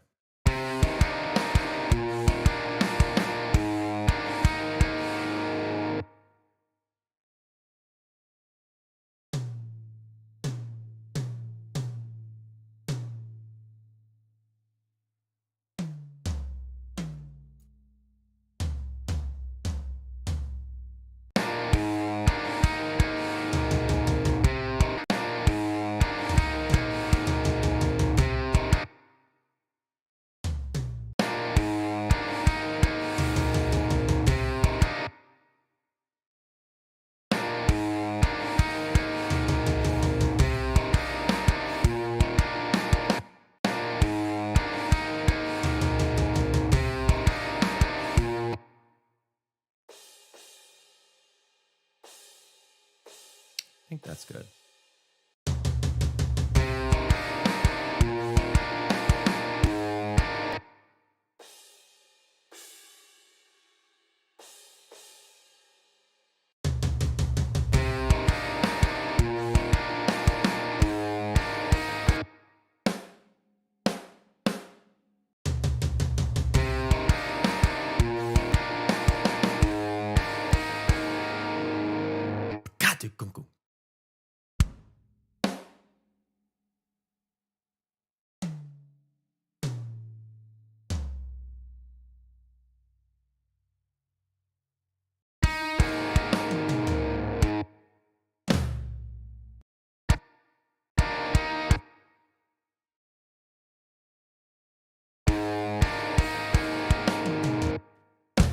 Need a rest there.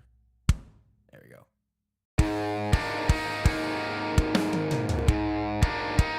Yep.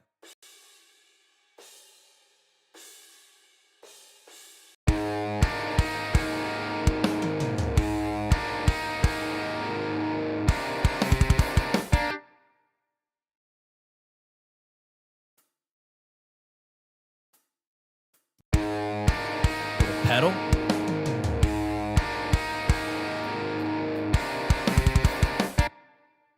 Nice. Cool.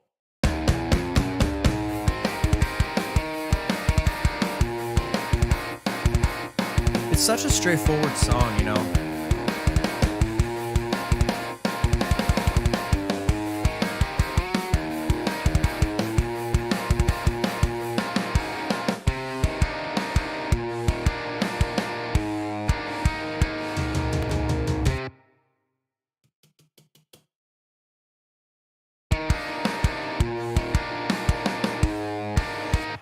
All right, let's listen from the very beginning.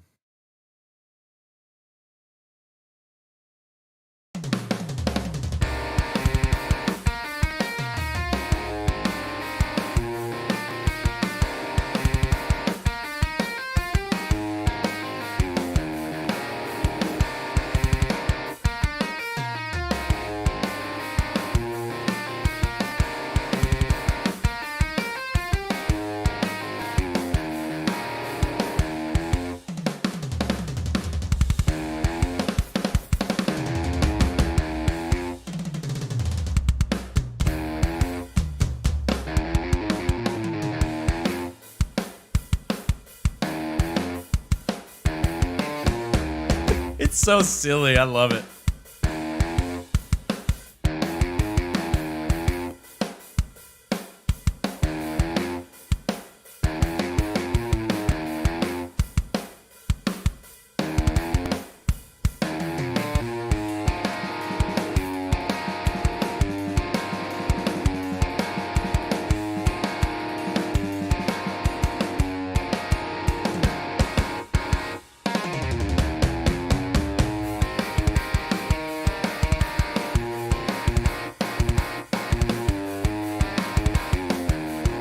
Need some cymbals there to just accent the stoppage of shit.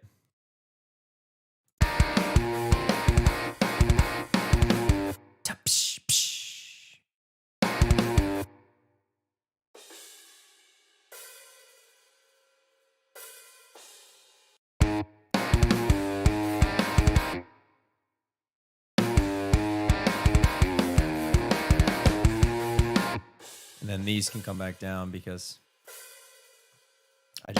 they needed to come sooner.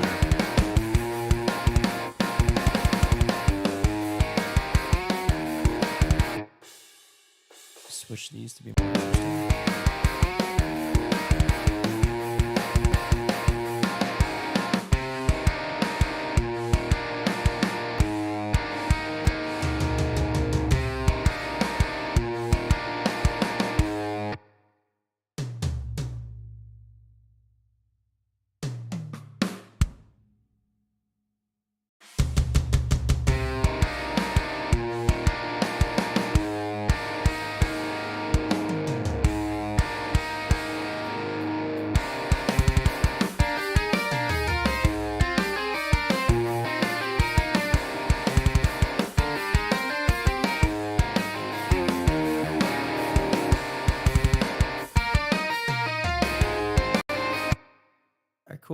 I'm just gonna take the chorus part and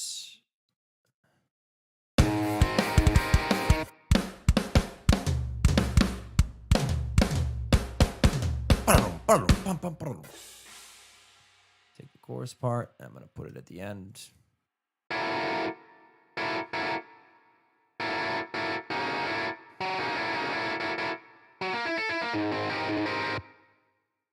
I actually think it'll go right there.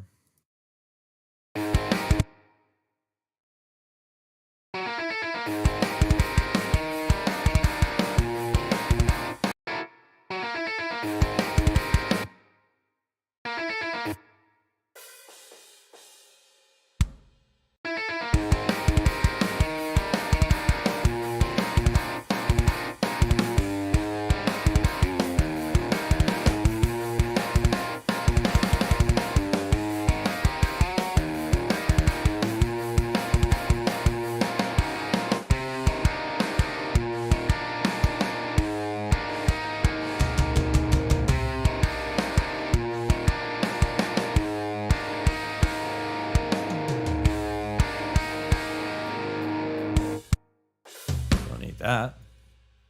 I was wondering where that all came from. Okay. I copied too much.